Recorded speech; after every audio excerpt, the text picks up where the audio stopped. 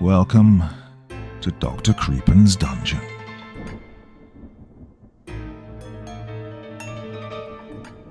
Mysterious things scare us because they represent the unknown, and as humans we're wired to fear what we can't understand or predict. The mind fills in the blanks with worst-case scenarios, often imagining dangers far greater than reality. This uncertainty triggers our primal survival instincts, keeping us hyper-alert and anxious. The less we know, the more our imagination takes over, conjuring threats that feel deeply personal and uniquely terrifying. Because when faced with the mysterious, the fear isn't just about what's there, but what might be lurking in the shadows of our own minds, as we shall see in tonight's collection of stories. Now, as ever before we begin, a word of caution. Tonight's tales may contain strong language as well as descriptions of violence and horrific imagery. If that sounds like your kind of thing, then let's begin.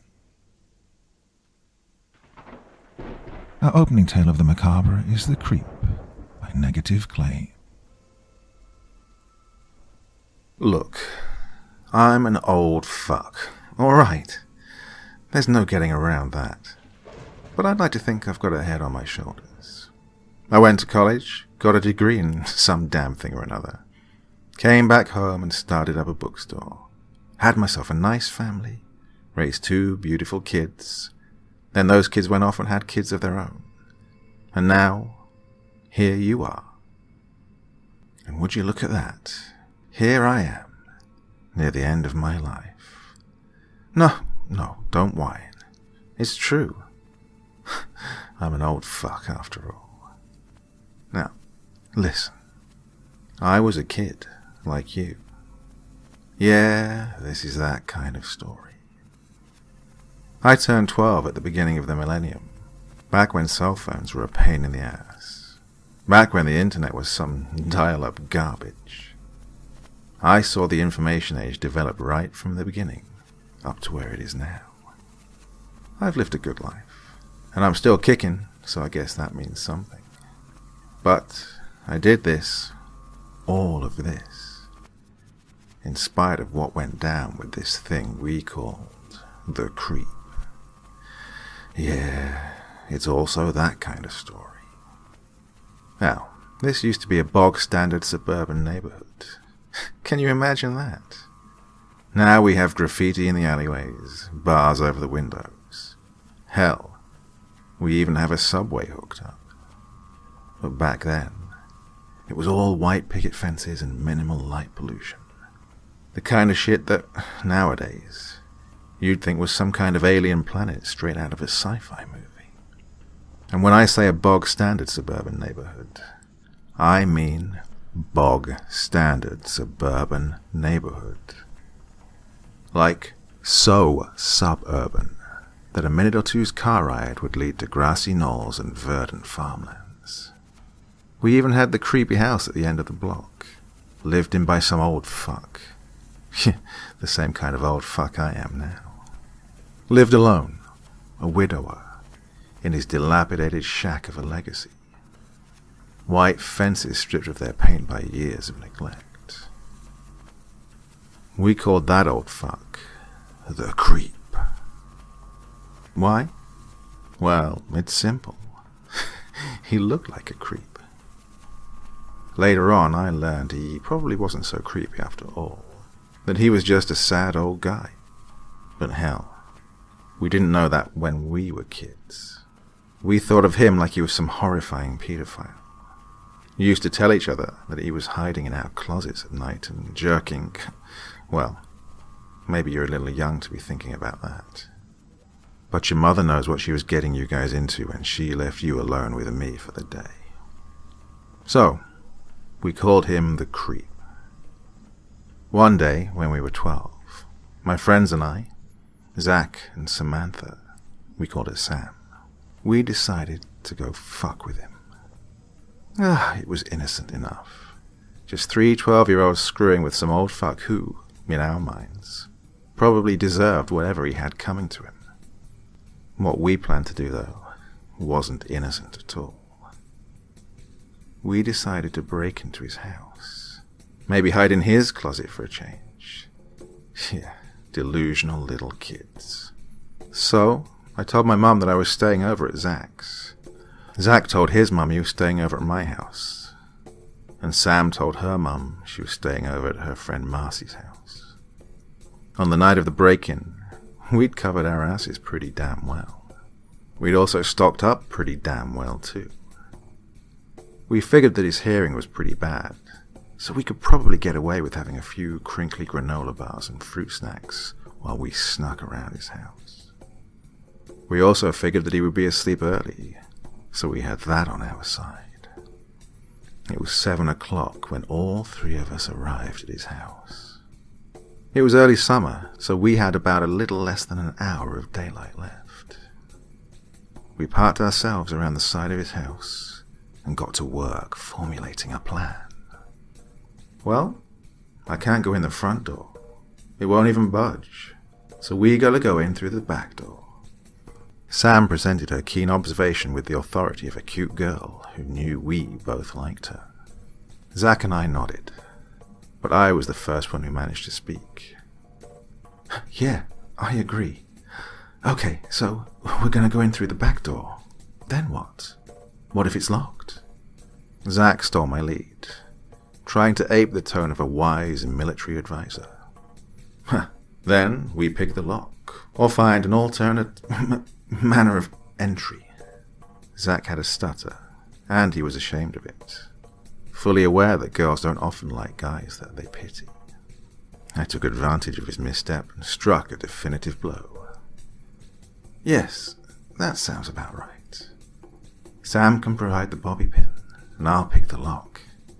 If that fails, which it won't, we can look for a... what was it?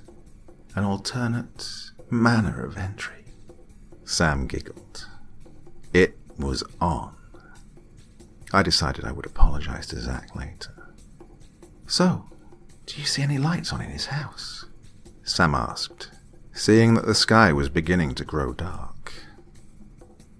No, said Zach. When I walked by earlier, there weren't any lights, and there doesn't look to be some on now. What are we gonna, do in there? I asked, attempting to engage Sam in a friendly conversation. I don't know. I was thinking just, explore and hide. I'm real nervous. Well, don't worry about that, Sam. I can help make you less safe. Unsafe. Wait. What he's saying, Sam, is that we can have each other's backs in there, so we don't need to be nervous. I figured I was really going to have to apologize to Zach after this one. I was putting on all the moves, or as many moves as a 12-year-old boy can be said to have. Sure, I can have your back too, Davy, she said. Davy was my nickname back then. No, you can't call me that anymore. It's Gramps nowadays. We eventually grew bored of just standing around and chatting, and made our way into his backyard, needing only to hop a wooden fence to get in. I helped Sam up anyway, though, just to score some more points. His backyard was filled with junk, and probably hadn't seen a lawnmower since 1983. There were beach balls, old car parts, garden flamingos, anthills, and other things all over the place. Oh, fucking gross, Zach said. For once, I didn't bother to contest his statement. It was goddamn gross. I think we all just stood there for a minute, staring up at his house. It looked way bigger than we'd first thought, looming above us like that, backed by the night sky. Can you see any lights on? Zach asked. Doesn't look like there are any. I think he's gone to bed. We walked up to the back door, and I tried to peer in. There was a curtain dangled limply over the window, so only a few spots of light could get in. But what I saw was much the same. Unwashed, nasty shit. The mudroom I was looking into had worn-out shoes on rusty racks that probably hadn't even been so much as glanced at in years. The floors were dusty. Not dirty. Dusty as in nobody had walked on them in a long time. I distinctly remember thinking that I didn't want to do this anymore. Despite this feeling, I called out, "Looks empty," and asked Sam to hand me the bobby pin. She obliged, freeing her left bang from the pin's grip. It was then that I realized I had no idea how the hell to pick a lock. Luckily, I didn't have to, because I jiggled the knob and the door creaked open. "Unlocked," I whispered, unable to tell from whom I was trying to hide my voice. Zach brushed past me and silently crept in. Sam followed, shooting me an anxious glance. I think I tried to signal that I had her back, but I probably looked just as terrified as she did. We had broken into the creep's house in the middle of the night. We were criminals now. I think, at that point, we realized that there was no real reason for us to do any of the things we were doing, and that in fact there were a million reasons to do the opposite. Now it was just a contest to see who would voice their own concern first. None of us did. It was pitch black in the house. I couldn't see anything. However, I could hear Sam's quick, short breaths beside me. Her hand tightly gripped my arm. Suddenly, there was a soft rattling in front of me. Then a click. Then another click. Damn it, the fucking flashlight isn't working. Shake it a little. The same soft rattling ensued. Then a beam of light washed over the room we were standing in. It was the kitchen, or what used to be a kitchen. Plates lay in dusty shards all over the floor. A few dirty dishes lay stacked in the sink, but they didn't seem to have been touched in years. The flashlight was focused on the area in front of us, but Zach was still partially illuminated. I could see him trembling in fear. I glanced over at Sam, or rather her outline in the dark. She was glancing behind us into the void, worried, apparently, that there was something behind us. I looked in the direction she was facing as well, but of course I couldn't see anything. She turned her eyes away to look at me. Her mouth opened a bit, as if to say something, but then it closed again. Her hand was still tightly clamped onto my arm. I realized that the area around us was growing darker, so I looked over at Zach. He was walking forward to the other side of the kitchen, into the blackness of the door frame. Sam and I dashed to his side as quietly as we could, stepping on fragments of plate as we passed. Zach was squatting down, aiming his flashlight at the floor, to underneath the empty doorframe. He was just staring. "Did you guys see this?" he whispered. I whispered back, "Hey, Zach, maybe we should get out of here." "Just fucking look, man." I turned my gaze to the spot of light cast by the flashlight. I didn't understand what he was trying to get me to notice. "What are you talking about?" "The fucking shards." There was a semi-thick line of plate shards drawn across the floor.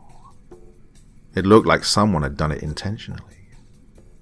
"What happened?" Sam squeaked. Zach looked up at her.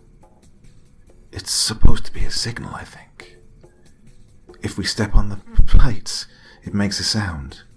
Then he would know we're here, like an alarm. But why would he do that?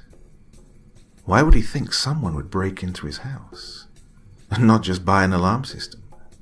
Zack didn't have an answer. He just silently stood up and carefully stepped over the line of plates. Sam and I did the same. We were now in the dining room, which was connected to the kitchen and the living room. Zack's beam swept over an ornate wooden table. It was dusty as well. The chairs lining each side of it hadn't been used in a while. I searched around in the dark and found a photo album lying on the floor. 1990 to 1993, I whispered to Sam, reading the dates on the cover.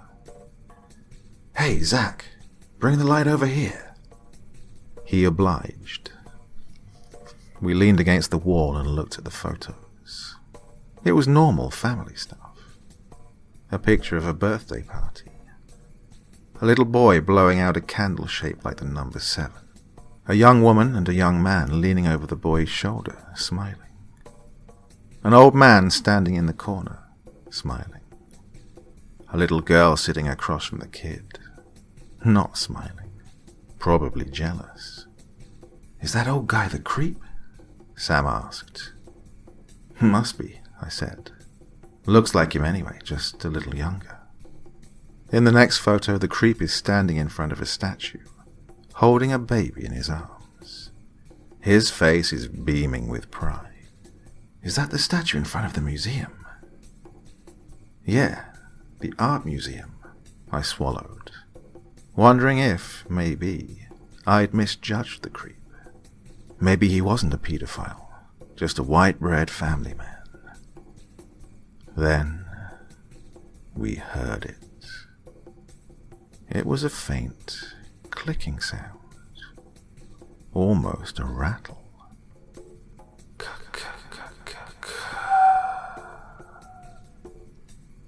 Sam tensed up, grabbing my arm. "What was that?" "I don't know. It came from above us." We stood there for a moment, in silence. The sound repeated, louder this time.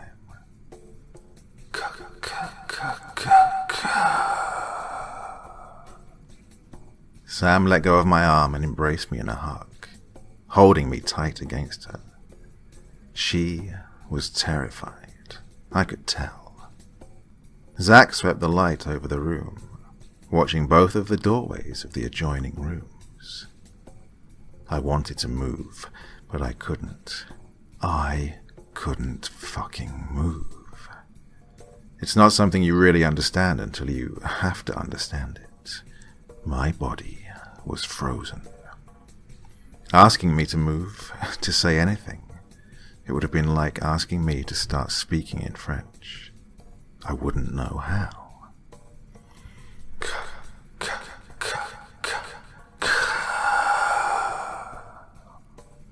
Closer. Ever closer.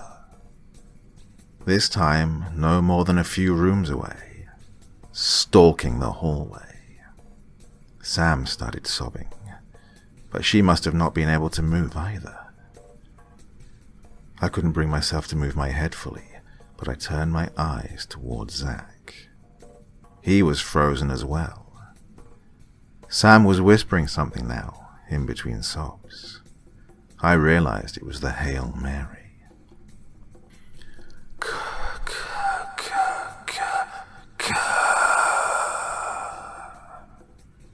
In the living room now. The room next to the room we were in. Zack couldn't take it anymore. "Let's go," he screamed, bolting towards the kitchen. We followed suit, kicking the shards of plate aside in the doorframe.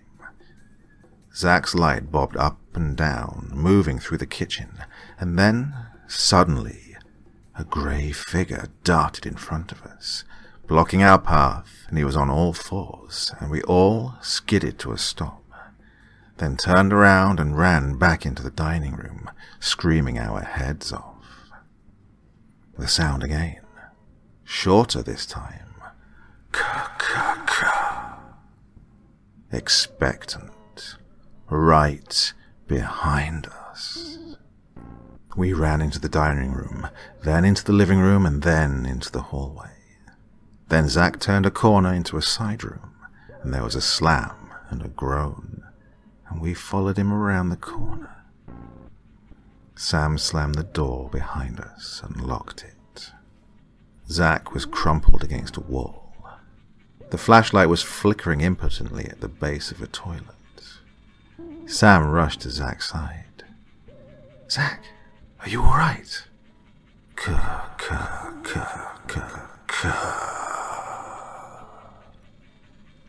The sound was moving past us, to the upstairs again.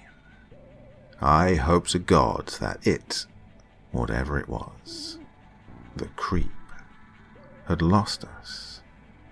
But I doubted it. Lost interest, maybe, but I had a sinking feeling that it knew where we were.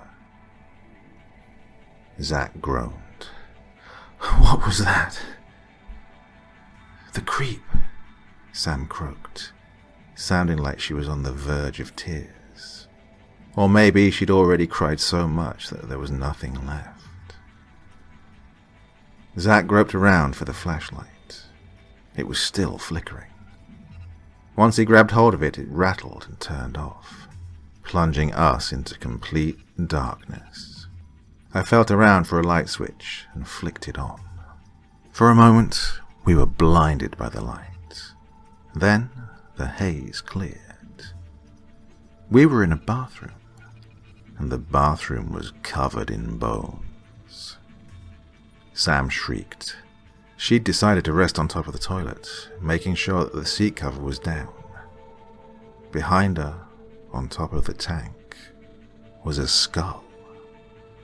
She shot to her feet and moved away from it, over to the counter. I looked down at my feet, my toes inches away from a pelvis bone. It still had bits of shriveled flesh on it. I could see. My face froze up. My mouth started watering salty spit. I knelt in front of the bathtub and puked my guts out into it. The yellowish, chunky vomit splashed all over some half-eaten human legs. I started crying. There was nothing else to do. Zack grabbed his mouth and hurried over to the sink. He uncovered his mouth and emptied the contents of his stomach all over the faucet and down the drain. "Fuck," he gumbled, leaning with both hands on the counter, still heaving. Sam started retching too, but she managed to hold it in. We just stood there amidst the bone and the bath in silence, taking deep breaths through our mouths so as not to catch a whiff of the vomitous stench. My stomach grumbled, begging for food. Though my appetite wasn't that big, my stomach needed something inside of it to replace what had been lost. I broke the silence after closing the shower curtain on the legs. "This is gonna sound bad, but where are the snacks?" You're hungry." "I mean, I don't want to be, but I kinda am, Zack. I already hadn't eaten dinner, and now I just puked up my lunch. I just want to forget about this shit for a second. Hey, hand over the snacks, please." "Ugh, I'm hungry too. Fuck, here you go." Zack opened his backpack and pulled out 3 bags of fruit gummies, handing one to me, one to Sam, and keeping one for himself. Sam opened the bag and just stared at the gummies, a queer look washing over her face. She must not have been hungry, which was understandable. Like us, she was breathing through her mouth to not smell the puke, but the mere thought of vomit is enough to kill anyone's appetite. Not enough for Zack or I, though. We were starving. I wolfed mine down and asked Zack for another. He obliged, eating another just as voraciously as I'd done. Within minutes, we'd cleared out the entire stock of snacks, gummies, granola bars, and even the saran wrap brownies Zack thought I'd stolen from him a few weeks back, but that had really just been lost at the bottom of the backpack. Sam still had that pale look on her face. We must have spent about 10 minutes in the bathroom, just sitting there, before Sam wordlessly got up and opened the door, and then sprinted down the hallway. "What is she?" Zach asked. She hadn't run back the way we'd come. She'd run the opposite way, towards the creep. We could hear plates crunching from the direction she'd run, then her feet stamping up the stairs.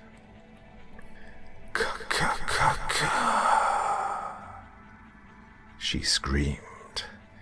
I could hear her feet scampering down the stairs, down the hallway, and suddenly she flew into the restroom, slamming the door behind her. She hastily locked it and turned her back to the door, her face turning as white as someone with her skin tone could turn. She looked like she'd seen something that even someone who's lived for as long as I have shouldn't see. After a few seconds, she slouched against the door and slid to the floor, exhaling defeatedly.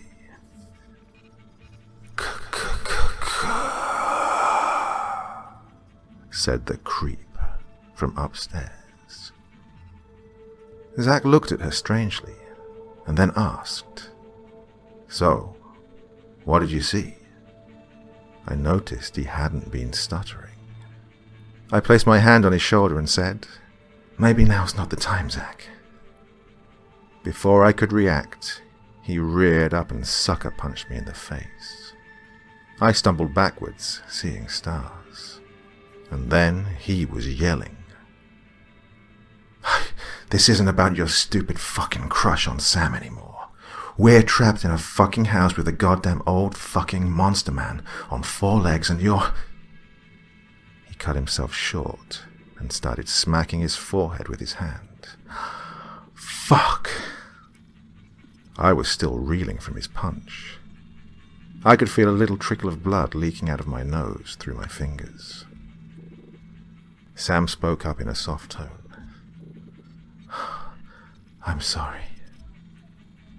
"Sorry for what?" Zach asked sharply. "Sorry for leaving. I just wanted to... I don't know. I don't know why I left.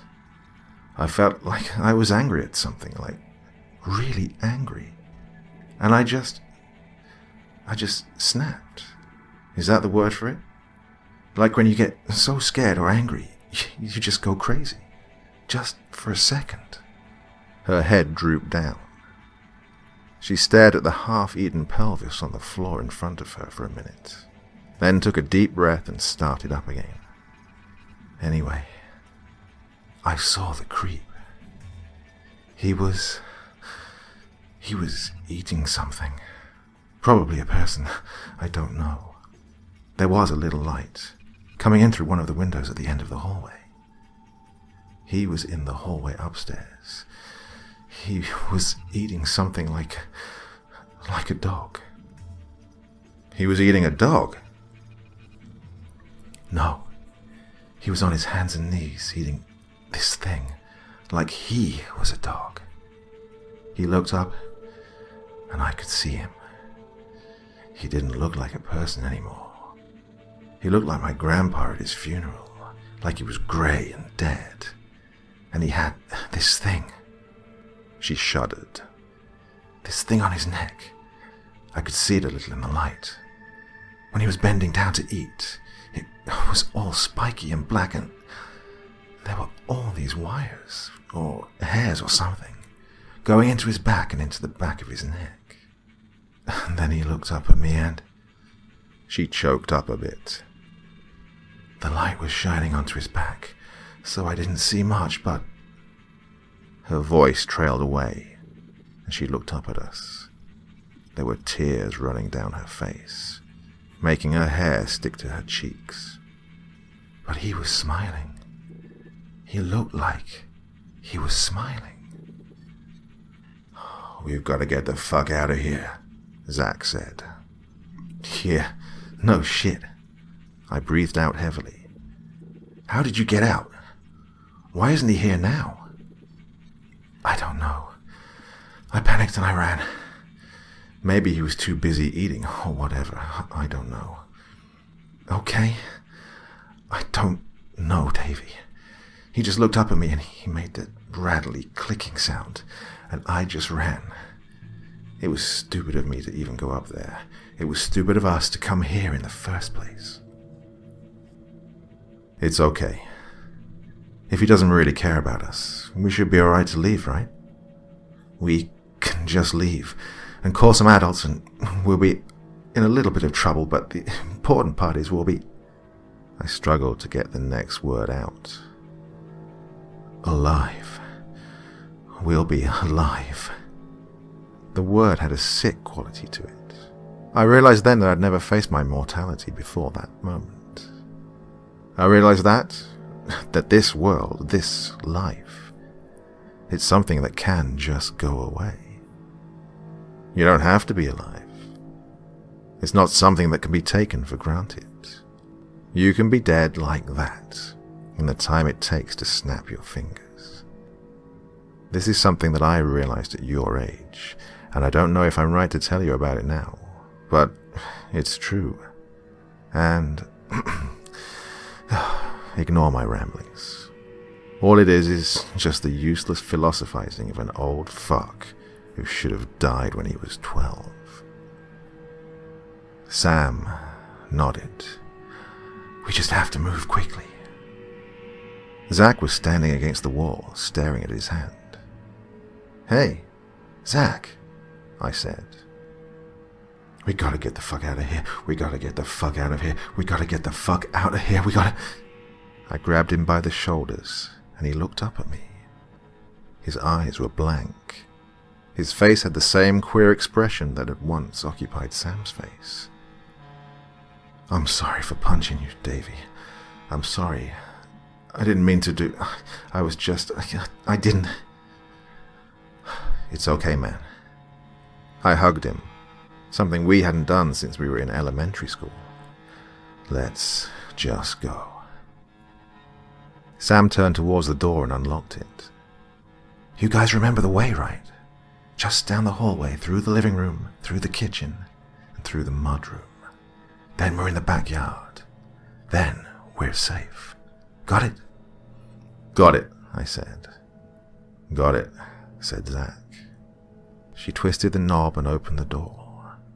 And then all hell broke loose.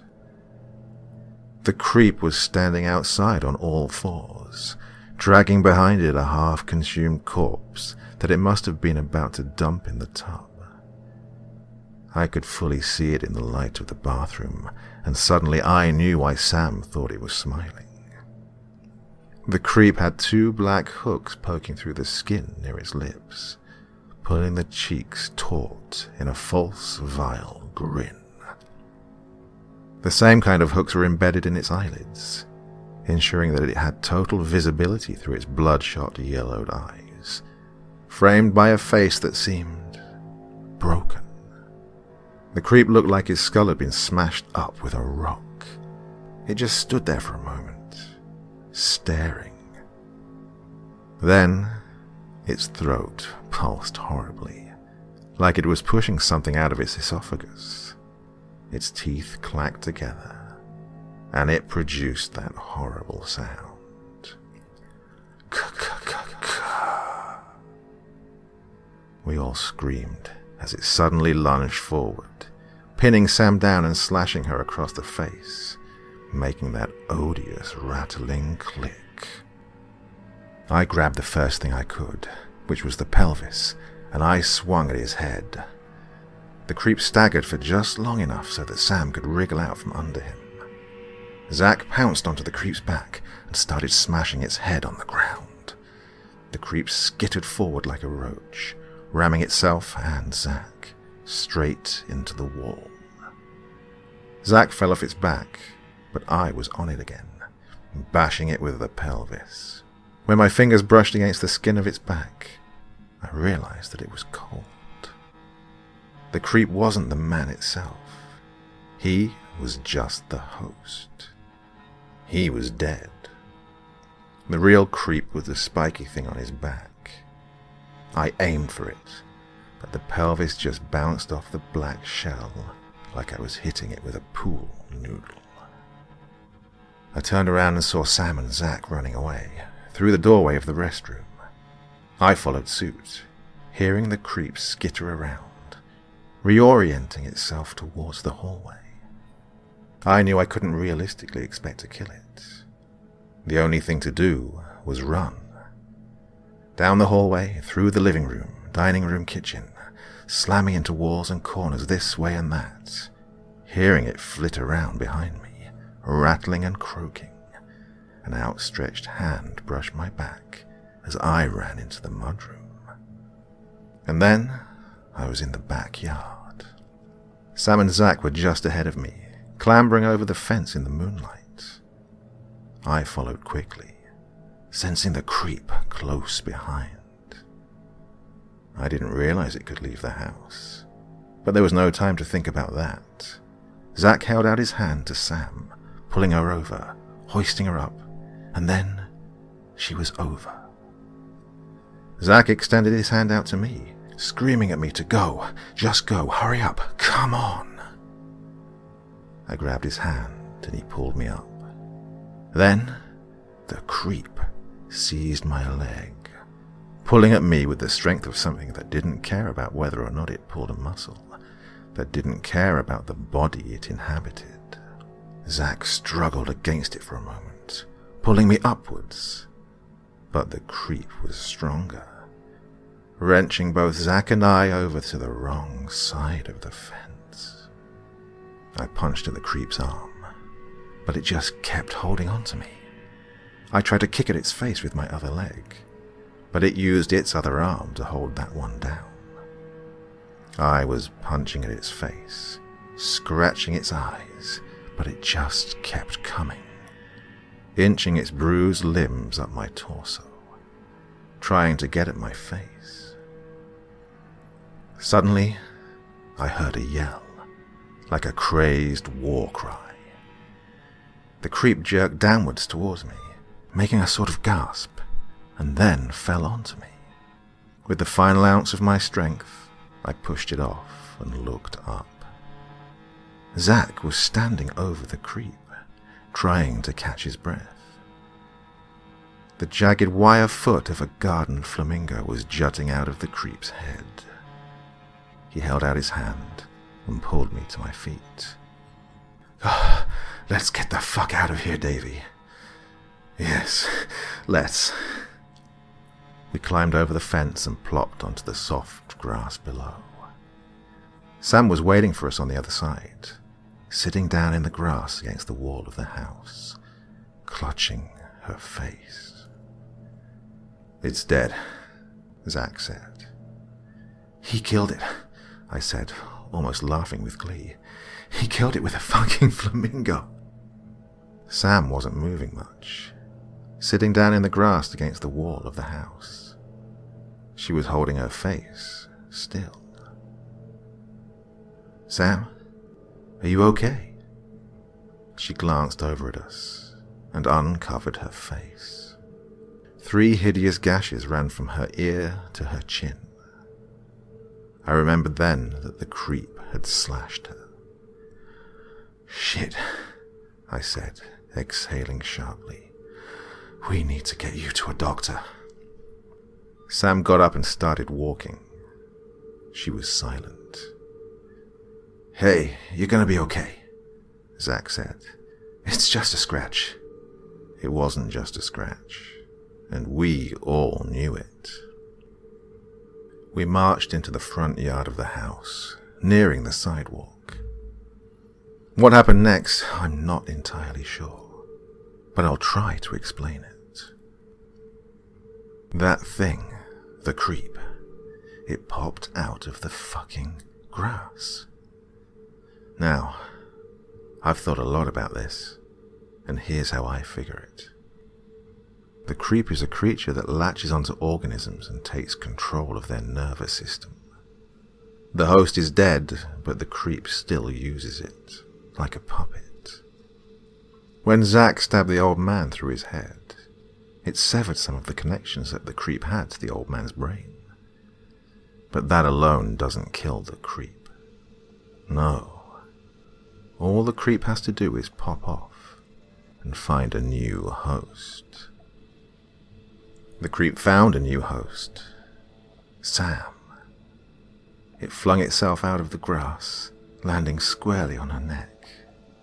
And I saw the most horrible thing I've ever seen in my life. She was facing away from us when it grabbed on. The wires that it used to latch onto her nerves slapped around wildly for a moment, then slipped into her skin and wriggled like hair-thin worms down her spine. I could see the black, spiky, chitinous mass shudder in what I think must have been pleasure as she started to scream. She frantically turned around, facing us, her eyes wide with fear. She wasn't just screaming the scream of someone who was in pain. She was screaming the scream of someone who'd just been flooded with something terrible, something sick and evil. More than fear. The black tendrils of the creep jabbed into her eyelids, then slid down to the corners of her eyes, tearing them apart. Her eyeballs rolled into the back of her head. Then 2 more hooks shot across her cheeks. On the left side, they grabbed the side of her mouth. On the right, they grabbed onto one of the gashes that it had made earlier.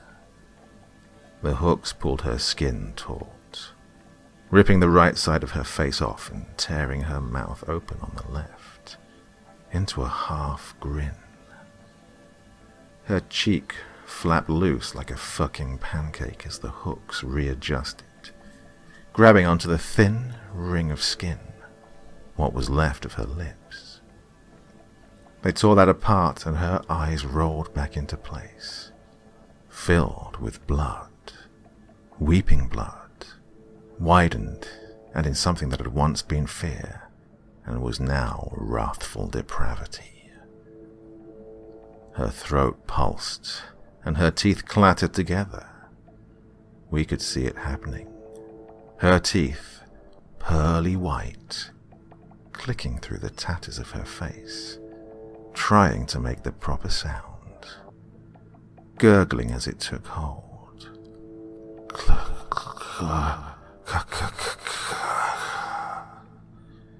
She, it, the creep, looked at both of us for a moment. It cocked its head to one side, sizing us up through this new pair of eyes. Then, by some miracle, or by some curse, it decided to let us live, bounding away towards the backyard on all fours, like a dog. It scaled the fence like an insect, jerkily but with an almost expert level of dexterity. And then, she was gone. They never found her body. Zach was collapsed in a heap on the ground, screaming. He never stopped screaming, not until the day he died. The people who heard his screams, they called the police, the ambulance, the fire department, everything. The paramedics had to subdue him with morphine when they got him there. After he passed away, after he died, because people like he and I don't go out peacefully, won't just pass away. After he died, decades later, his mother told me that the second he woke up, he just kept screaming. Even after his throat went hoarse, even after his throat went raw. They kept him doped up and everything, but it didn't matter. What happened to me? Well, after I saw the creep, I went quiet for a while. I didn't say anything for years. Not a word to anyone. When I finally spoke, I wouldn't talk about what happened that night. I refused. Not because I was scared, because I couldn't remember. But last night, I remembered. I woke up in a cold sweat and I remembered. I remembered what had happened that night. I remembered how, after she disappeared over the fence, a red glow washed over the house, washed over Zack and I, washed over us and moved along, moving towards the backyard. A red light from the sky, bathing us in it, washing us clean. And then I remembered how it hovered, only for a moment, over the backyard. How her body, how the creep, rose through the sky, above the house, up, up, up and up. Last night, I remember that I never had kids, that I never had grandkids, that I never went to college, never opened that bookstore, that I deluded myself into thinking that I was something, that I had something, when in fact I was nothing. Nothing because of myself, because of the creep, because of Zack, and because of Sam. And someday, maybe tonight, maybe my sudden remembrance is a sign. Maybe tomorrow, maybe a decade from now, maybe never. Maybe someday, it'll come back for me, the creep, bearing the form of a 12-year-old girl with half a face. Maybe she'll hold out a hand and take me with her up into the red light, into the sky, into something I'll never understand. Our second terrifying tale of terror is The Doors of Stone by Sabrina S. The elevator rumbled and shook as it descended. I could hear the massive gears grinding into place as they lowered the cage-like box deeper into the earth. I felt my heart racing in my chest as the humming of the generators grew more and more distant, and the light from above filtered away into darkness. The descent was much faster than I'd anticipated it would be. My fingers gripped the bars in front of me, watching the walls of the dirt tunnel speed by. Small chunks of soil and debris clattered dully against the steel floor of the elevator, bouncing against my boots. I couldn't see very much, or for very long. The over-bright lights had been installed every 100 meters, leaving me listening to the sounds of the descent in complete blackness for large chunks of time. Lower and lower I went, the meters flying by large chunks at a time. Depth status, 250 meters, chimed an automated voice. My breath began to steam over my glass visor, and a notification appeared in my periphery. Warning, rapid decreased temperature detected. Approximate external temperature -5 degrees Celsius. That couldn't be right. It should be getting warmer, not colder. There was no way the temperature could be sub-zero this far down. I tried to remember if the director had mentioned anything about temperature fluctuations during the briefing, but I was blanking. All I could recall was what I was supposed to do once the elevator stopped. Depth status, 500 meters. Another notification appeared shortly after the depth message. Approximate external temperature, -18 degrees Celsius. Unsure of how to proceed, I pressed the largest circular button on the inside of my wrist, causing a command prompt to appear at the center of my visor display. Please state your command. The toneless female voice momentarily replaced all sounds in the elevator. There was a bright flash of light as the elevator quickly flew past another light. Contact the surface, I said aloud, my voice muted and dull within my helmet. Contacting surface, the voice responded, and I was left listening to a series of rhythmic beeps. This is Commander Jones. What's your status? I swallowed before responding, my throat suddenly dry. This is Cartographer 4. Status clear. I'm calling to report an anomaly. Granted, the commander told me. I could hear him exhaling loudly into his mic. My life support system has detected a drop in temperature from 30 Celsius to now -18. How should what do I do? Is this normal or... My tongue tripped over my words as I struggled to figure out how to put my statement together. My foggy breath now completely obscured my view. Relax, the commander instructed, his voice even and calm. The director did mention that there could be any number of fluctuations the further down you get, including temperature. Your stasis suit will keep you safe until you've completed the mission. Hang in there. I exhaled through my nose, my fingers loosening and then tightening once again around the bars in front of me. Roger that. There was an audible click, followed by a 3-tone chime, indicating that the call had been ended. I felt relieved knowing I could just radio the surface if something came up. Another bright spot zoomed past, the elevator continuing its journey down. I felt the weight of my supply pack pressing down on my shoulders. I became very aware of how sticky the inside of my gloves felt against the palms of my hands. Depth status, 1,000 meters. Approximate external temperature, -30 degrees Celsius. Unease grew within me, tangling into a knot deep in my gut. I could do nothing more than readjust my fingers around the metal bars, watching the lights slip by.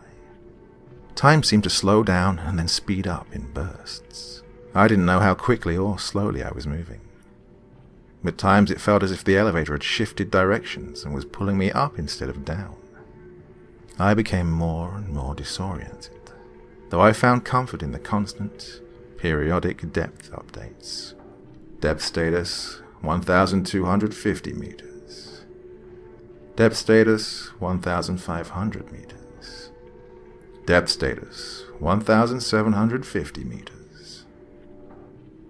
I knew the ride down wouldn't last much longer, and so I braced myself.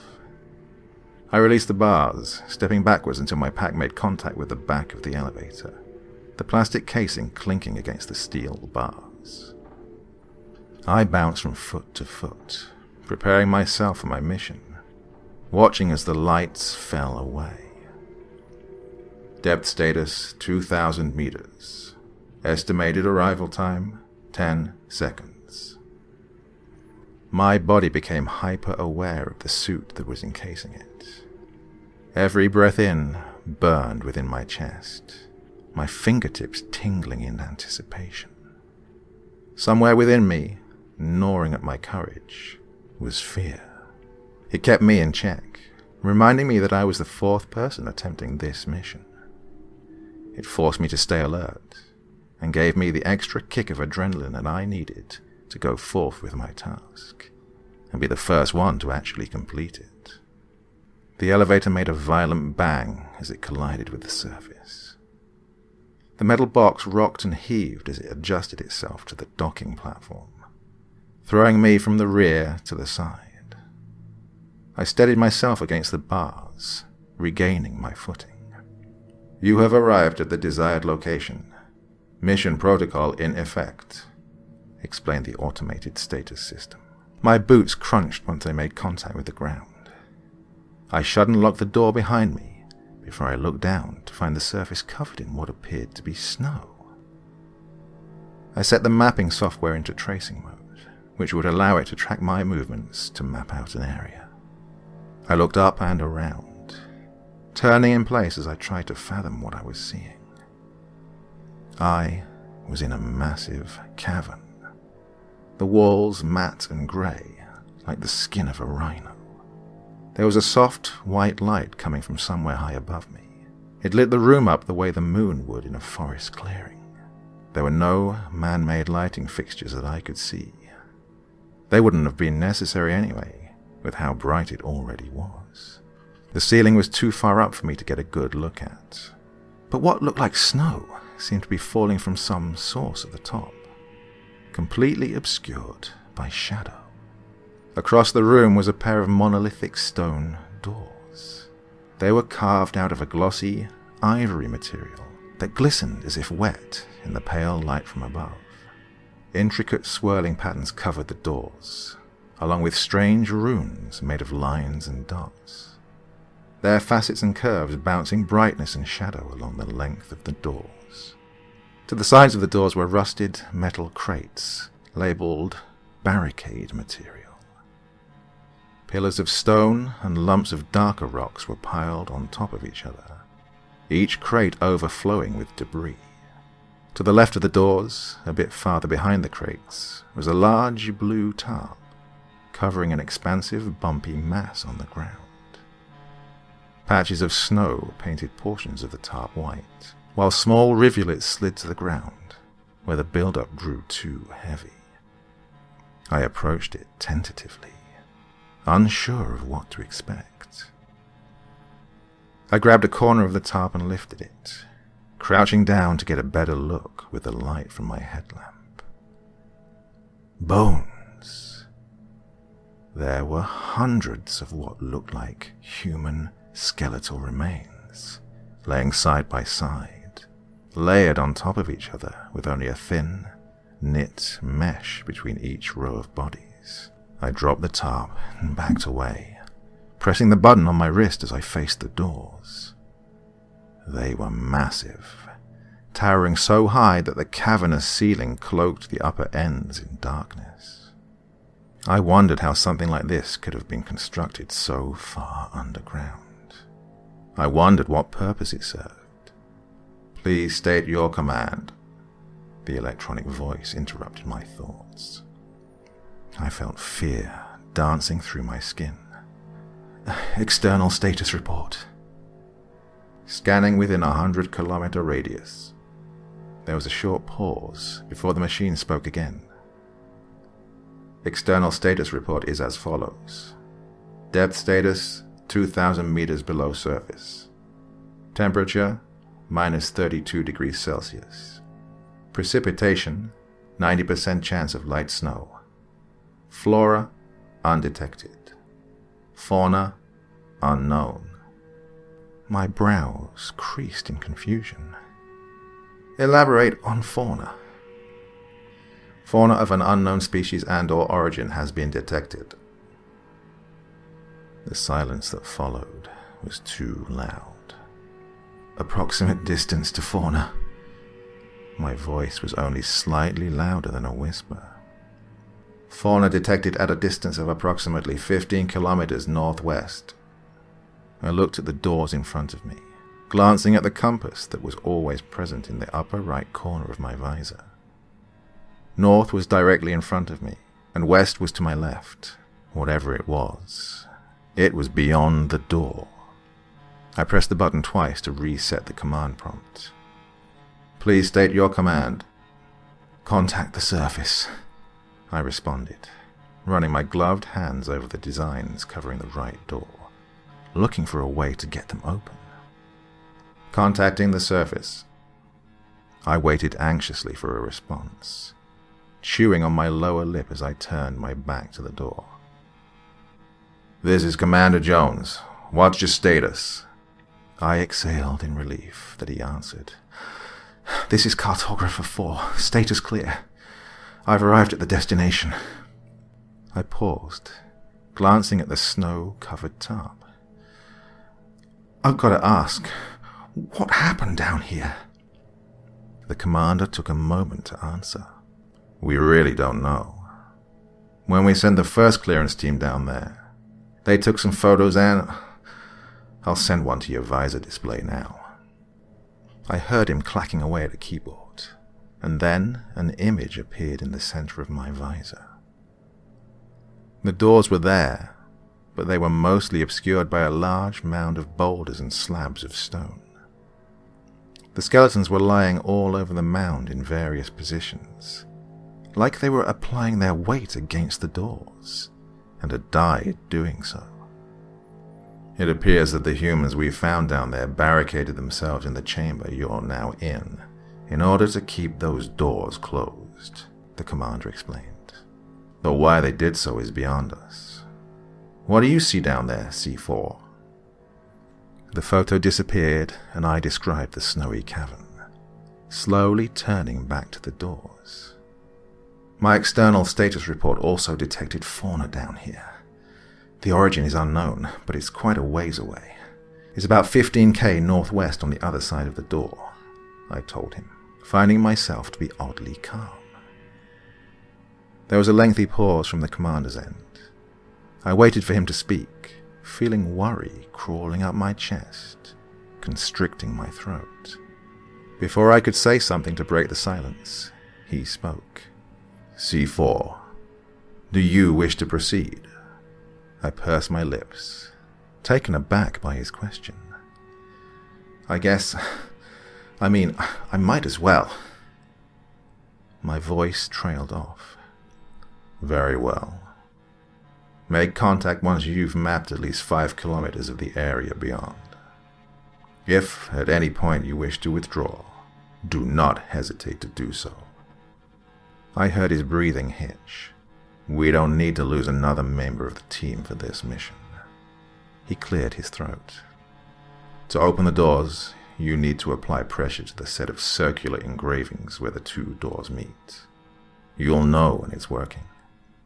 Commander, hang in there, he said, before he ended the connection, the 3-tone chime signifying I was alone. I stood in solitude, listening to the sounds of my breaths bouncing around the inside of my helmet. It was time to proceed. I found the circular markings that he described very easily.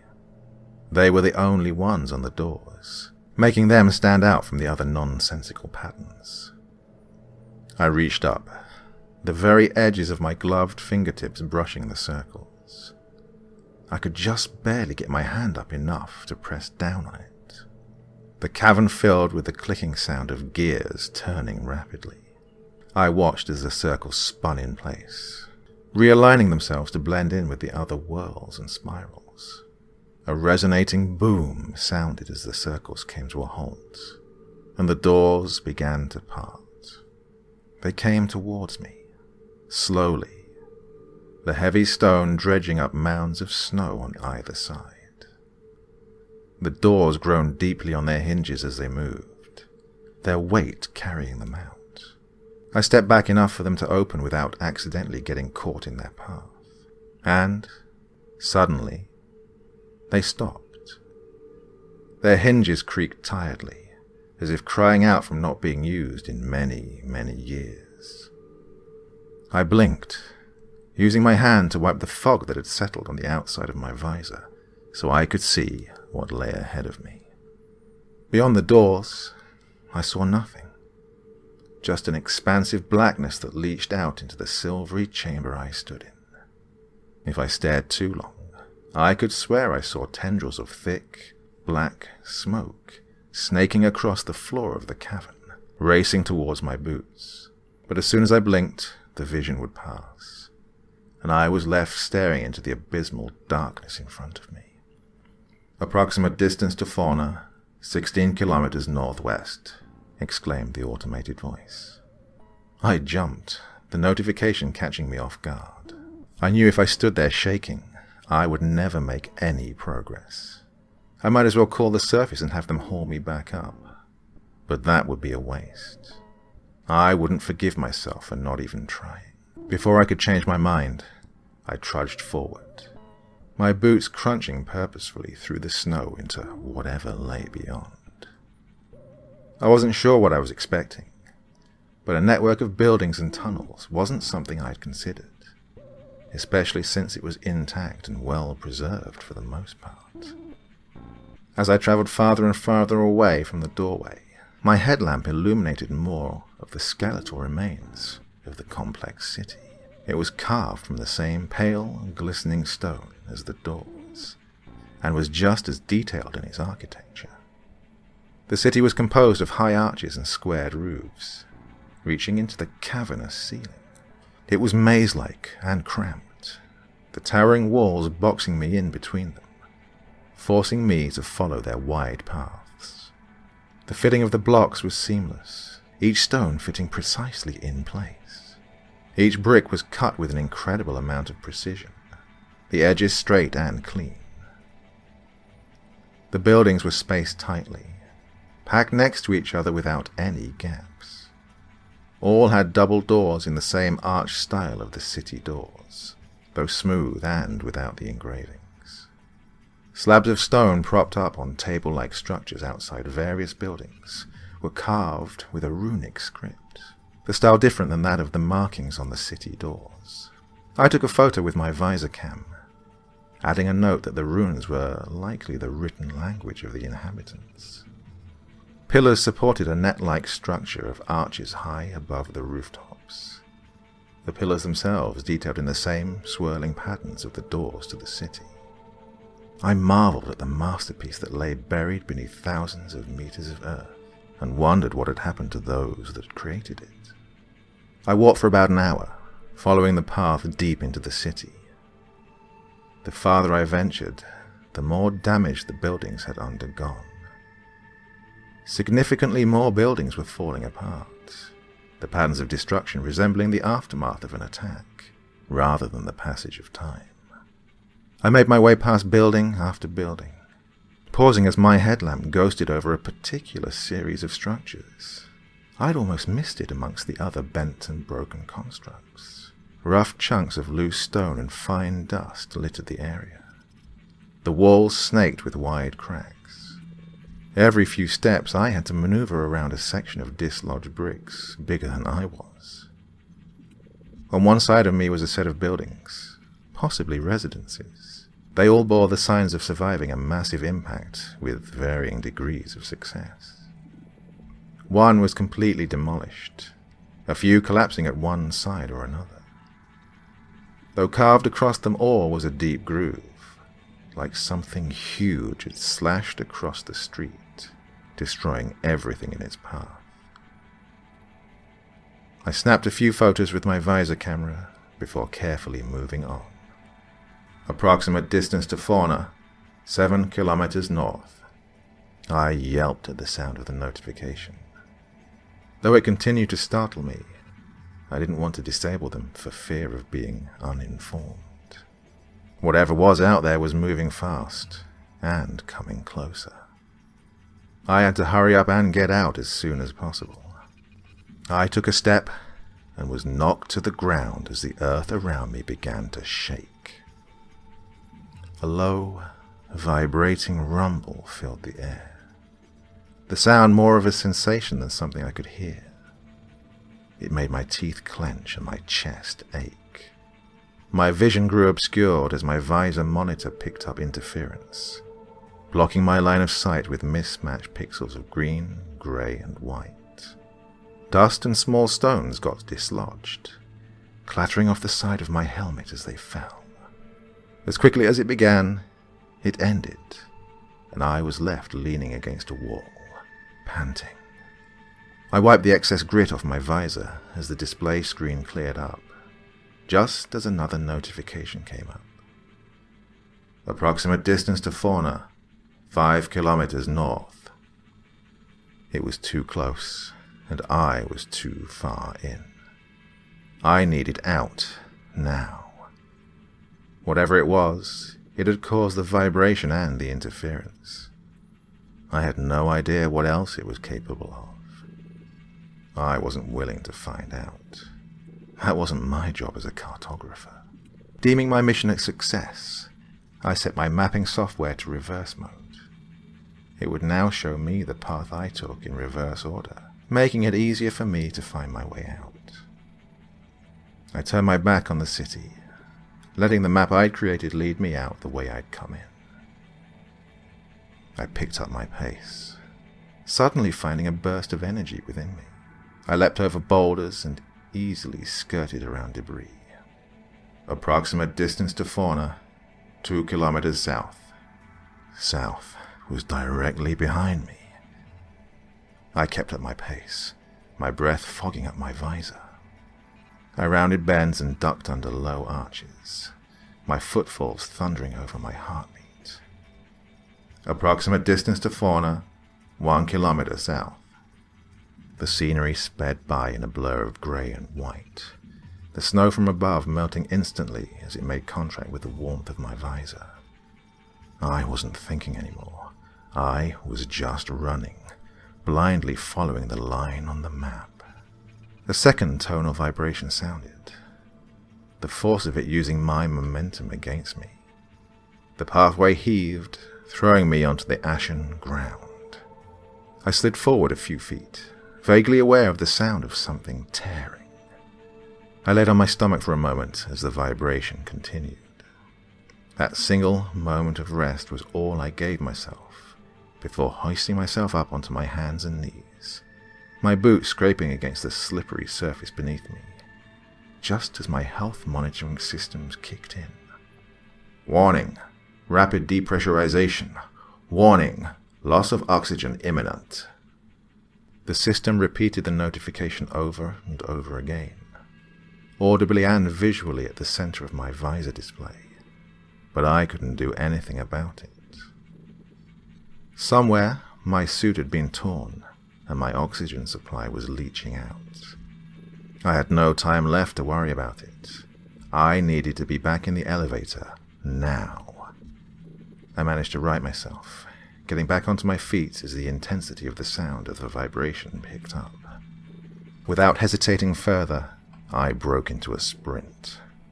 My ears felt full, like the sound was coming from inside of my head. The buildings quaked as large bits of roof and wall and pillar came loose, crashing to the ground around me as I ran past. I dodged the bigger ones while using my forearms to block the smaller ones from damaging my visor. My display began to malfunction, the screen filling with large sections of pixels, obscuring my view. The speakers within my helmet began to play the sound of static, clipping in and out. Occasionally, a few high-pitched notes would sound before the static returned. The warning notification didn't stop, though it grew more and more distorted as I continued on. My breaths scraped down my throat, each one more painful than the last. My lungs burning as I inhaled dust and whatever other toxins were present down here. The garbled, almost incoherent voice of the notification system sounded as I dashed around a corner. I could see the light of the entry cavern in the near distance. Approximate distance to fauna, 350 meters south. A piercing screech blared out of my helmet speakers as I approached the exit. By this point, my visor display was completely illegible with its interference. Warning, oxygen levels at 40%. I was so close to the exit now. I could see the looming brightness beyond the massive doors. I was almost there. I was a few feet behind the mouth of the doorways when the notification system coughed out one final update.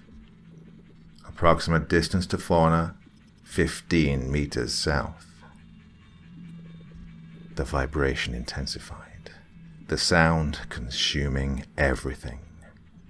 My displays died, and my audio systems cut out. I couldn't hear it, I just felt it. It was inside of my bones, inside of my cells. It was invading my body, tearing me apart.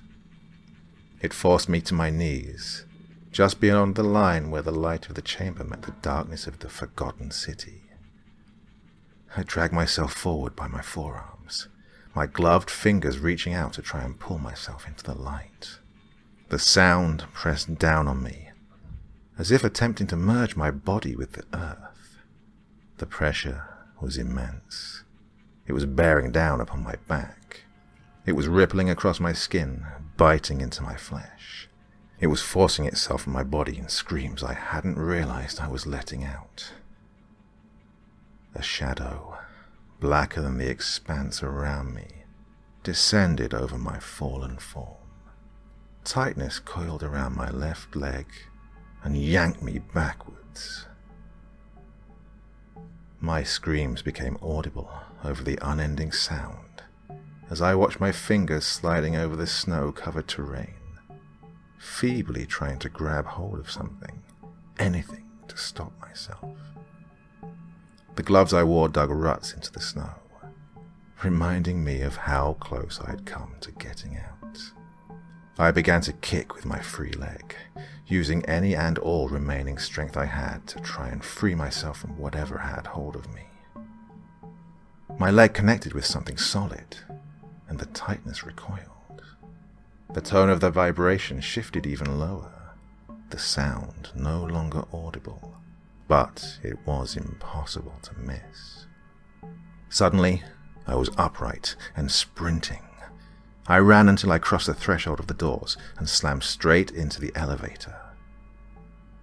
Behind the thin metal bars of the elevator door, I pressed the return button in rapid succession, briefly glancing at the open doorway as it began to haul me upwards. I couldn't see whatever it was, because it was as black as the darkness from where it came. I did, however, see something. A mass writhing in the shadows, its tendrils leaking out into the cold whiteness of the clearing. I understood now what those skeletons had been trying to do. I understood now that we had failed them. They died keeping those doors closed. And now, I was being hoisted back to the surface. Fear gripped me as tightly as the entity had. Amongst all of the unknown surrounding the city, there was one truth. The doors of stone were open, and I had no idea what had been unleashed upon the world.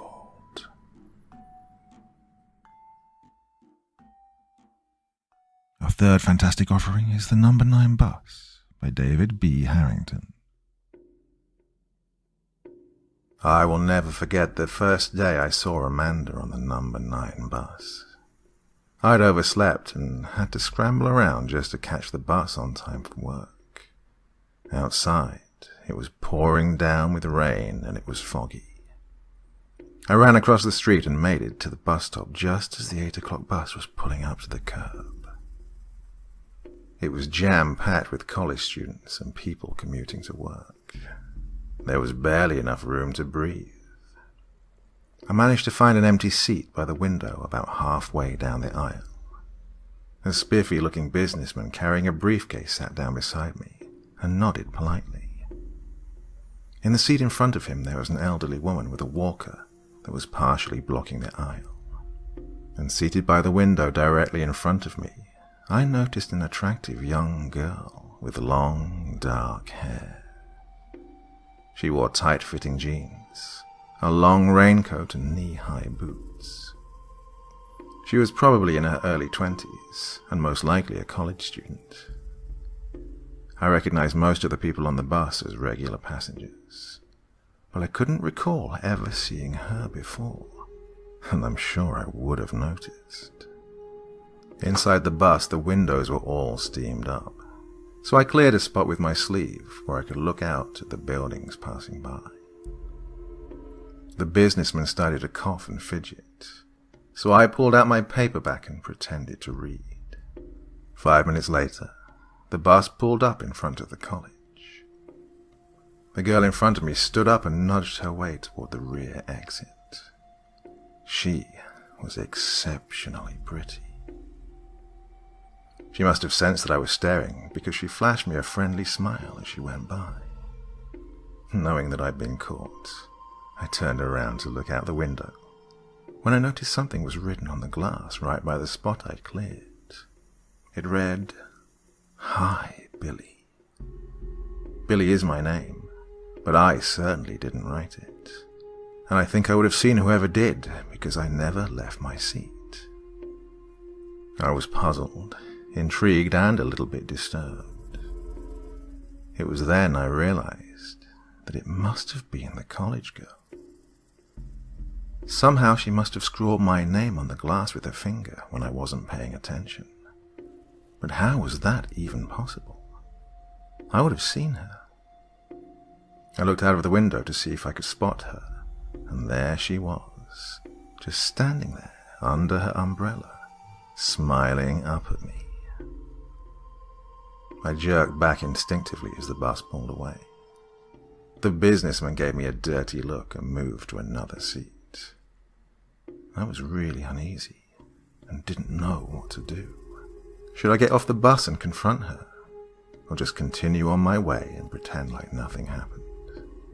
I casually wiped the writing off the window, waited until the bus stopped a few blocks from college, and hopped off. I hurried back up the hill through the pouring rain and hid in the small cafe across the street. Visibly shaken and soaking wet, I ordered a cup of coffee and sat down on a stool by the window. There was a group of college kids hanging around outside, but by this time most of the students were already in class. I sat there for about half an hour, nervously sipping my coffee, just hoping that I might catch another glimpse of the mysterious girl from the bus. I was already late for work, so I called my boss to tell him I wouldn't be coming in. I gathered up my things, left the cafe, and walked to the corner to catch the bus home. I had the following day off, but I caught the 8 o'clock bus going downtown anyway. It wasn't nearly as packed as it had been the previous day, and this time I found an empty seat in the rear of the bus. As I walked down the aisle, I spotted the mysterious college girl in the corner of my eye. She was sitting all alone in the middle of the bus. She glanced up and smiled coquettishly as I passed by, which gave me a chill. We again made eye contact and my heart started pounding faster. She was absolutely breathtaking. I finally reached the back of the bus and sat down nervously. A few minutes later, the bus pulled up in front of the college, and the kids started filing off. The mysterious girl stood up, paused a moment, then looked directly at me and smiled again, as if she knew exactly where I'd be sitting. When I peered out the window to see which way she was going, she suddenly turned around and waved at me just as the bus drove away. I immediately rang the buzzer to signal I wanted off at the next stop. I trotted back up the hill to the college. This time there were lots of kids milling around, but the mysterious girl was nowhere to be seen. I dashed across the street and ducked into the cafe for another cup of coffee. I sat down and just stared out the window for about 20 minutes, but still didn't see any sign of her. It was as though she'd simply vanished into thin air. I was just about ready to give up when a couple of college kids came walking in. I recognized them right away from the bus. I waited until they got their drinks and sat down. They started joking around with each other and kept glancing over in my direction. I finished the last of my coffee and got up to leave. As I walked by their table, one of them turned to me and said, "What's up, dude? Hey, you ride that dreaded morning bus too, don't you?" "Oh yeah, I see you guys on there all the time. What's going on?" I asked. "Nothing much really," the other one said. "Just grabbing some coffee before class." "What? You on your way to work or something?" "No, not today," I answered. "It's my day off. Say, maybe you guys can help me out," I inquired. "I thought I recognized someone on the bus this morning. Maybe you guys know who she is." "I don't know, dude. Who is she?" the first one said, and they both started to chuckle. "I don't know her name or nothing, but she has long brown hair and was sitting in the middle of the bus," I explained. They looked at each other and thought about it for a moment. "I don't know, bro. Could be Becky, but she don't ride the bus much anymore." "Where do you say you knew her from again?" he asked suspiciously. She used to be an old neighbor of mine," I lied. "I think she lived a few houses down from me." Just then, the other kid interrupted. "Ah, you mean that weird sophomore chick that always rides the bus by herself? What's her name? Amanda or something?" "Oh, yeah, her," his friend confirmed.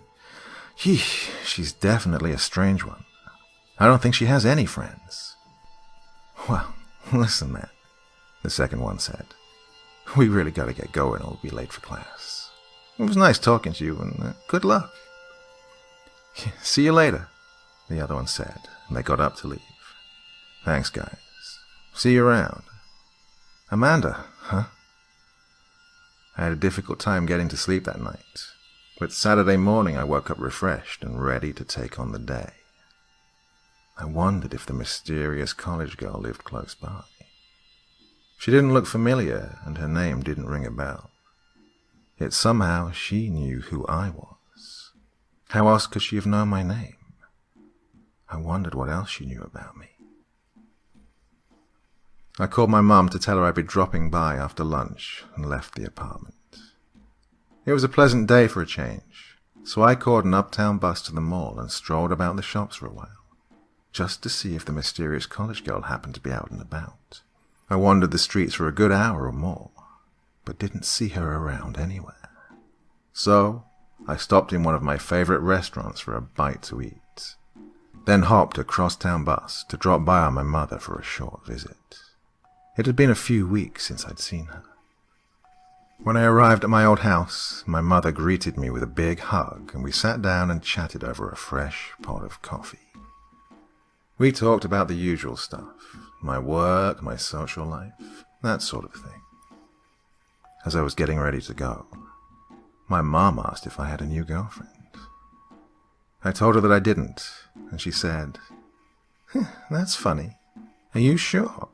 Because a very polite young lady by the name of Amanda just called before you got here and asked me if you were on your way. Oh, she sounded very sweet." I tried my hardest to stay calm and pretended as if I'd never heard of her before. Did you tell her I was on my way over?"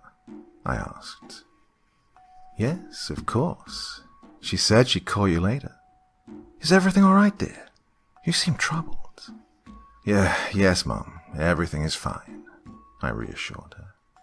She sounded quite young, Billy. How old is this new girlfriend of yours, anyway? I don't know, Mum. I told you, she's not my girlfriend. I'd better be going now. I'll call you in a couple of days, okay? Sure, honey. She gave me a big hug and kiss, and I rushed out the door, anxious to get home before Amanda called. When I got back to the apartment, I noticed that somebody had called and left a message. I turned on the answering machine. The voice on the recording sounded creepy and slightly distorted. It was that of a young girl, and this is what she said. "Hello, Billy. This is your new girlfriend, Amanda. Sorry we missed each other at the mall today, but don't worry. I'll be there waiting for you tomorrow. See you then." I heard childish laughter, followed by a busy signal and a dial tone. Then the phone went dead. I checked the caller ID, but the number was unavailable. I yanked the cord from the wall in frustration and fell back in my easy chair. How the hell did she know I was at the mall too?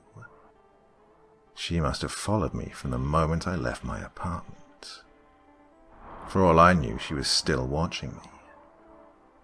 I slowly walked over to the window, parted the curtains, and looked down over the busy intersection. Could she be hiding in plain sight? I was growing weary of this game of cat and mouse. In fact, I wasn't even sure who was the cat and who was the mouse anymore. On Sunday morning, I hopped the uptown bus and got to the mall just as they were opening the doors. There was a line of shoppers waiting to get in.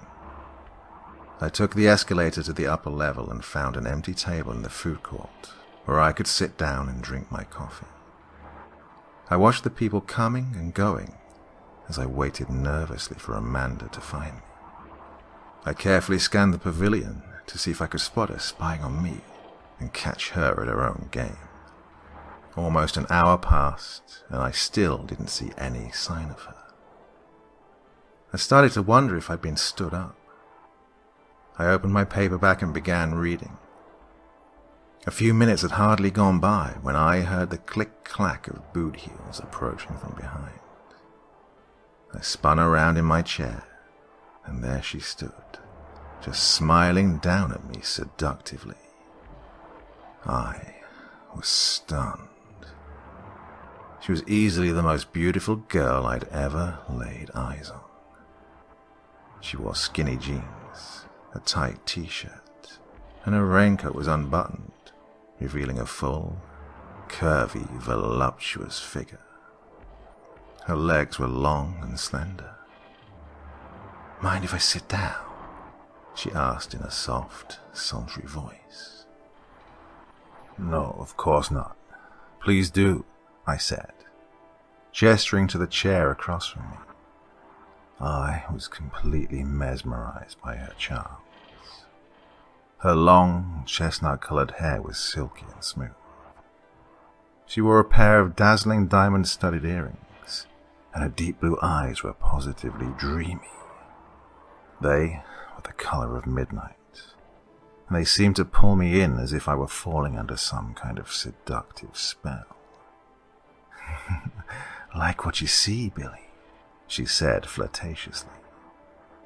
"You know, if you play your cards right, you might get to see even more of me later." I was speechless. "What's the matter? Cat got your tongue?" She held my gaze with those big, hypnotic eyes. I tried to look away, but I simply could not take my eyes off of her. Finally, I said, "What do you want from me? I mean, why are you so interested in me? I don't even know you."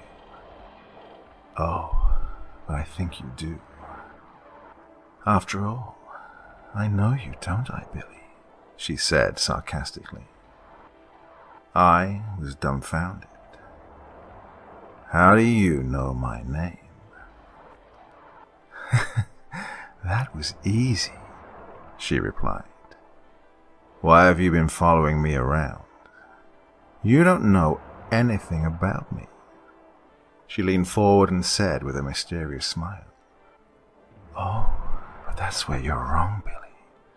I know everything about you." "Oh yeah? Like what? We've never even met before." "I know you like pretty girls." "How the hell did you get my mother's number anyway?" I demanded to know. "The same way I got yours, in the phone book, of course," she said nonchalantly.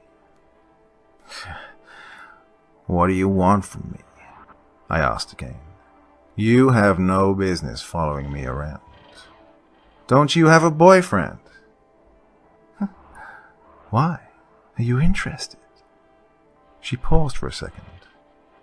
"We could go out on a date sometime." "I'll bet you'd like that, wouldn't you, Billy?" she replied playfully.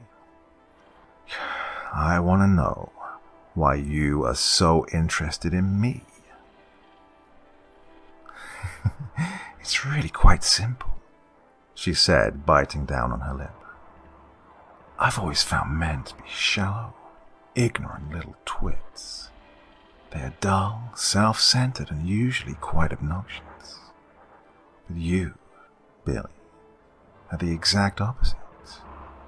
You are extremely intelligent, very inquisitive, and you have a certain air of confidence about you, which I find irresistibly attractive." I'm flattered, I really am. I'm just not used to being stalked by pretty girls. I'm sure you understand, I said. With that, she stood up unexpectedly and said, "I'm sorry. You'll have to excuse me, but I really must be going now." She reached into her handbag, pulled out an envelope, and set it down on the table in front of me. I sure hope you'll come by to see more of me later.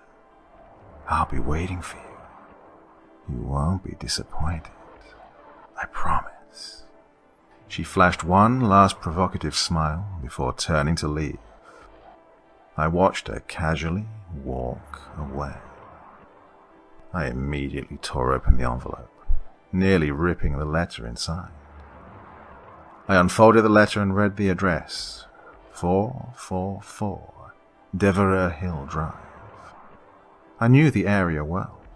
Devereux Hill was located in Cardinal Crest, right off Davenport Road on the outskirts of town, roughly 20 miles from the mall. I stuffed the letter in my pocket and looked around. It was only 11:15 and the food court was already packed with hungry shoppers. Now it was my turn to follow her for a change. I stood up abruptly, nearly tipping over my chair, and bolted across the crowded pavilion. I was only 30 seconds behind her. Everybody turned to gawk in astonishment as I practically flew down the escalator and sprinted through the lobby toward the exit. I pushed hard on the door and stepped outside to see if I could spot her, but once again she had simply vanished. It was then I noticed a couple of security guards eyeing me suspiciously, so I lit a cigarette and walked leisurely back to the bus stop. When I got back to the apartment, I called my mother to ask her if I could borrow the car for a few hours. I told her I had a date with a cute girl from the college. She asked me if it was the same one who called looking for me the other day. I explained that it wasn't, and said her name was Becky or Brenda or something, and that we had just met at the mall. She readily agreed. When I arrived at my mum's place around 6 o'clock, she was waiting for me on the front porch. She handed me the keys and said, "Have a good time, dear. Drive safe and have the car back home by midnight, please." The old Ford wagon started right up, so I drove into town and filled up the tank just in case. I took the main drag out of town and turned left onto Davenport Road, heading east toward Cardinal Crest. I drove by farmhouses, rolling pastures, dense woods, and miles of cornfields. By the time I got to Devereux Hill, it was already getting dark, but the old Fairmont climbed the steep incline with ease. I cruised past the Historical Society and Old Cemetery. From the top of the hill, I could barely make out the dark silhouettes of the headstones and museum looming in the headlights. Her house was at the top of Devereux Hill. I did a quick drive-by of the place. It was a large, 2-story Victorian brownstone mansion. The house was dark and mysterious, except for a single light that shone through one of the 2nd-story windows. I switched off my headlights, pulled into the church parking lot about half a mile away, and shut off the engine. I locked the wagon, pocketed the keys, and hiked back up the hill toward her house. Old iron gates leading down the long driveway were wide open, so I stopped to take a good look around. I've always had a morbid fascination for the macabre, but this place was downright spooky. It literally gave me goosebumps. I felt uneasy and apprehensive, and wondered if I should go through with it or not. I even considered just turning around and going back home, but in the end my infatuation for Amanda got the better of me. I pulled the hoodie up over my head and started creeping cautiously down the driveway. Everything was silent and still, except for the old weather vane and the giant oak trees creaking in the wind, and the occasional passing car. The front lawn was scraggly and looked as though it hadn't been mowed in months. There was an old forgotten flower garden with a run-down gazebo that was in need of a fresh coat of paint. When I finally reached the steps leading to the front porch, I was greeted by a pair of giant stone griffins staring down at me with menacing expressions. The big front door was constructed of thick, heavy wood, and the red paint was chipped and faded. There was a brass lion's head door knocker, which looked as though it had recently been polished. I decided I'd better have a look around out back before I announced my arrival, just to make sure there were no hidden dangers lurking in the shadows. There were more oak trees, and the tall grass was overrun with daisies and violets. I could hear the sound of wind chimes tinkling gently in the breeze. Over beyond the embankment, near the edge of the property, by a dense patch of woods, I noticed what appeared to be an old, dilapidated servants' quarters covered with ivy. And in the middle of the lawn stood an old bronze sundial, with life-size statue of a raven perched precariously on the tip of the pointer. I snuck around the back of the house and slithered up the other side until I again found myself face to face with the winged griffins. But this time the door was propped wide open, as if somebody were trying to entice me inside. I slowly crept up the crumbling concrete steps and hesitated. Inside, the house was pitch black and silent. Taking a deep breath, I crossed the threshold and entered the gloomy mansion. It smelled damp and musty. I gradually inched forward, into the darkness, the floorboards creaking and cracking under my weight. Without warning, a violent gust of wind came swirling out of nowhere and whipped through the vestibule, slamming the big front door shut with a loud thump. Startled, I jumped back with fright and stumbled into something very large and heavy. It was an antique grandfather clock. But it wasn't just any old grandfather clock. It was the same one my grandparents had before they passed away. I recognized it from my childhood, when we would go and visit them at the farm up on Bluebird Lane. Every detail was exactly the way I remembered. From the clockmaker's signature to the patterns in the wood, to the familiar rhythmic ticking sound the pendulum made as it swung back and forth, right down to the scratches in the walnuts, chip in the crown, and the cracked faceplate from the time I accidentally tipped it over when I was 9 or 10. I stretched out a hand to steady the swaying timepiece before it could come crashing down on top of me. I found a light switch on the wall and flipped it on. A chandelier lit up, dimly illuminating the room in a pale glow. At the far end of the hallway was a parlor, with a long flight of stairs twisting its way up past the balcony to the second floor. On one side of the staircase was a beautiful old Steinway, and on the other, a magnificent marble labyrinth. I fumbled over to the foot of the stairs and hollered, "Hello? Is anyone home? Amanda, are you up there? It's me, Billy." Nothing. The house was perfectly still. I called out her name again. "Are you here, Amanda? It's me, Billy. I know you're up there." Not a sound. Just the tick-tock of the old grandfather clock. I'd had just about enough of her charades.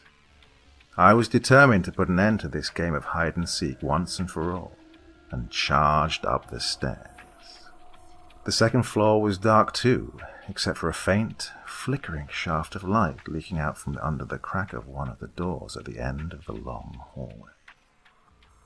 I crept quietly down the hall. I leaned forward, put my ear against the door, and listened. Soft music was playing inside the room. It sounded scratchy, like an old phonograph record. I knocked on the door and called her name one more time. "Amanda, open up. I know you're in there." I tried turning the doorknob, but the room was locked. Suddenly the music stopped playing and the room got eerily quiet. "Amanda, are you in there? Open the door!" I shouted. Then I heard her soft, sultry voice whisper and say, "Welcome, Billy. Won't you come in?" I rattled the handle again, but the door wouldn't budge. Now my blood was really pumping. Exasperated, I slammed into the door with all my weight, splintering the frame to pieces. The door flung open, spilling shards of light into the narrow hall, and I burst into the room. The two college kids boarded the number 9 bus at 7:55 a.m.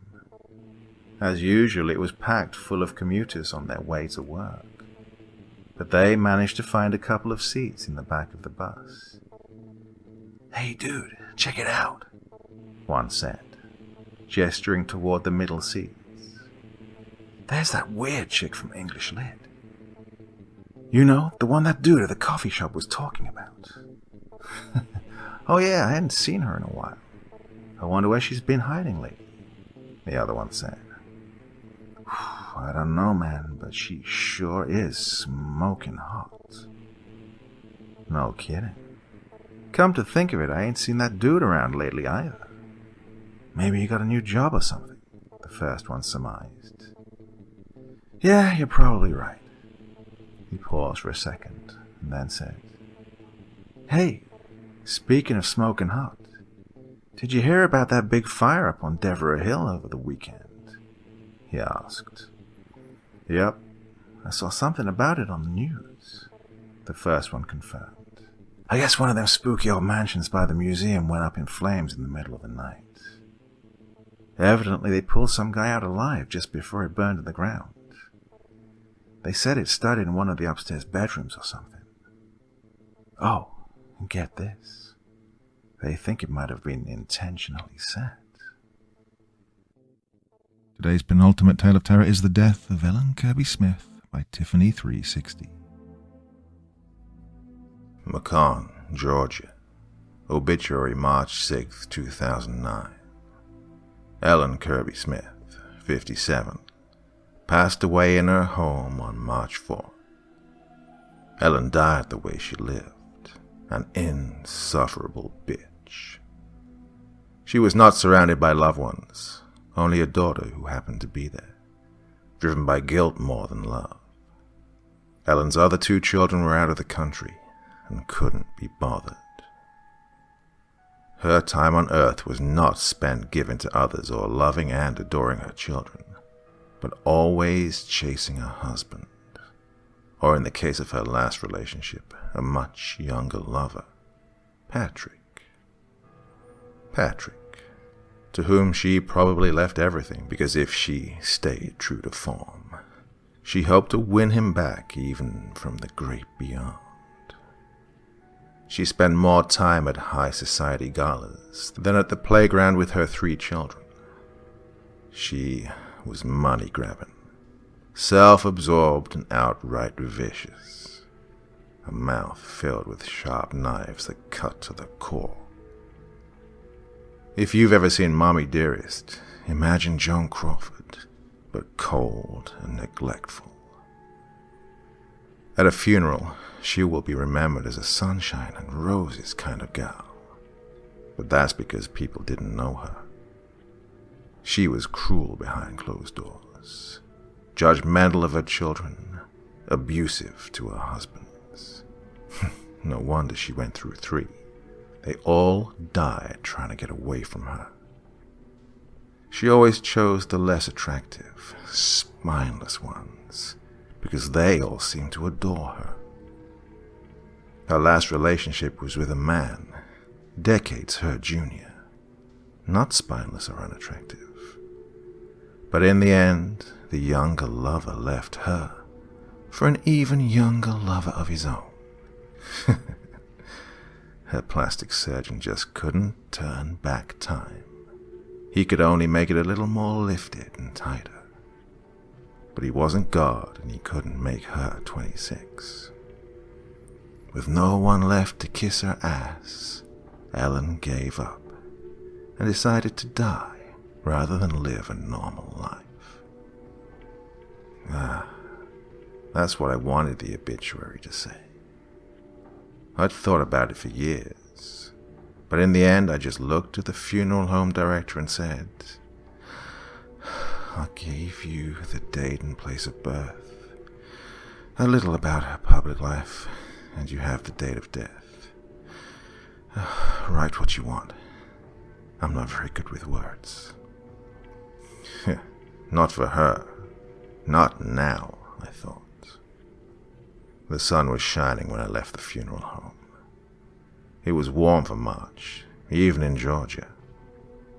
I stood in the parking lot, outside Mother's Cadillac, and took in the heat and comfort of the midday sun. It was a beautiful day to say goodbye to her. It was as if God himself was saying to me, celebrate, you are free. And so celebrate I did.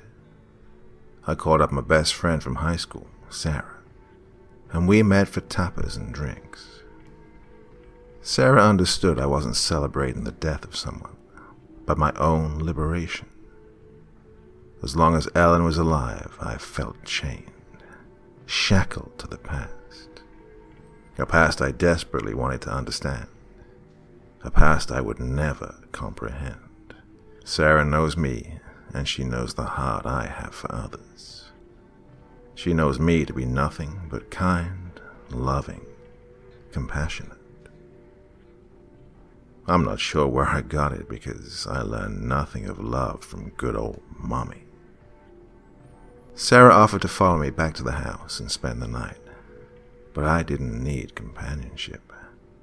I wanted to relax, turn the music up as loud as I wanted, grab the bottle of vodka in Mother's nightstand, and dance in my underwear up and down the stairs.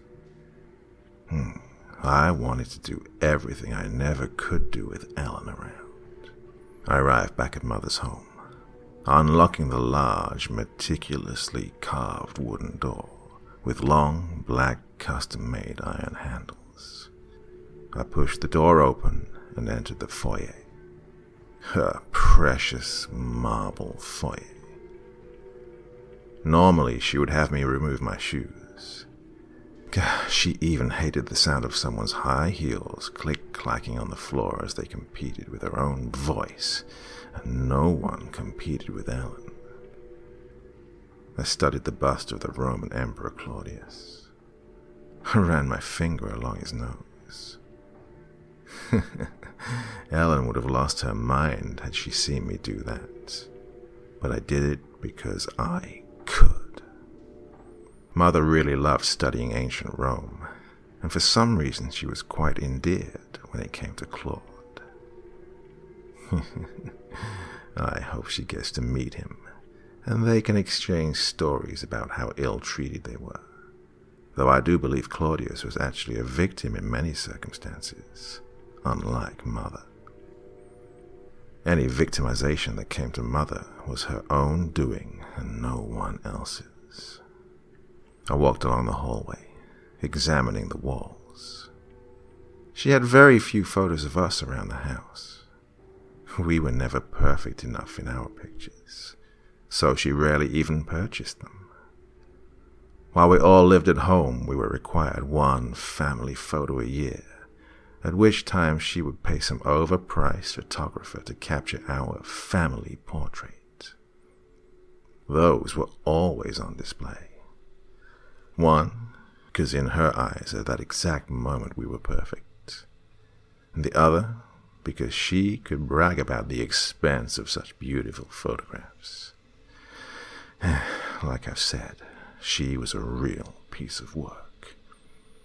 I was lost in thought when the phone rang. I reached into my purse, looked at the phone, and saw it was my brother, Alex. I answered. He asked when the funeral was, and I gave him the information.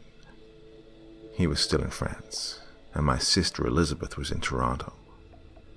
He promised to pass on the information to Elizabeth, and inferred he would attend if he could get a flight, and ended the call. Yeah, he seemed to care less than I did. I made my way up the large staircase. I stopped on the second floor and walked down the hall to my bedroom. I went into my room, kicked off my shoes, flopped down on the perfect, fluffy mattress, and began to cry. I cried like I'd never cried before. It was the first time I'd been alone in the house in 2 weeks. I'd been with her, doing my best to nurse her back to health along with the medical professionals. Even when they sent her home, telling us there was nothing else they could do, I kind of hoped she'd pull through. Maybe I'm just a glutton for punishment. I was overwhelmed. I was exhausted. This was far more than I expected when someone dies. I'd never planned a funeral or a wake or anything. And here I was doing it all alone. The complexities of it are undoubtedly stressful. Death is no fun for the living. Don't let anyone fool you into thinking otherwise. Even when you are elated to be rid of them, they remain a nuisance long after they are gone. I don't feel that way about my father. But mother, yes, I do feel annoyed by her still.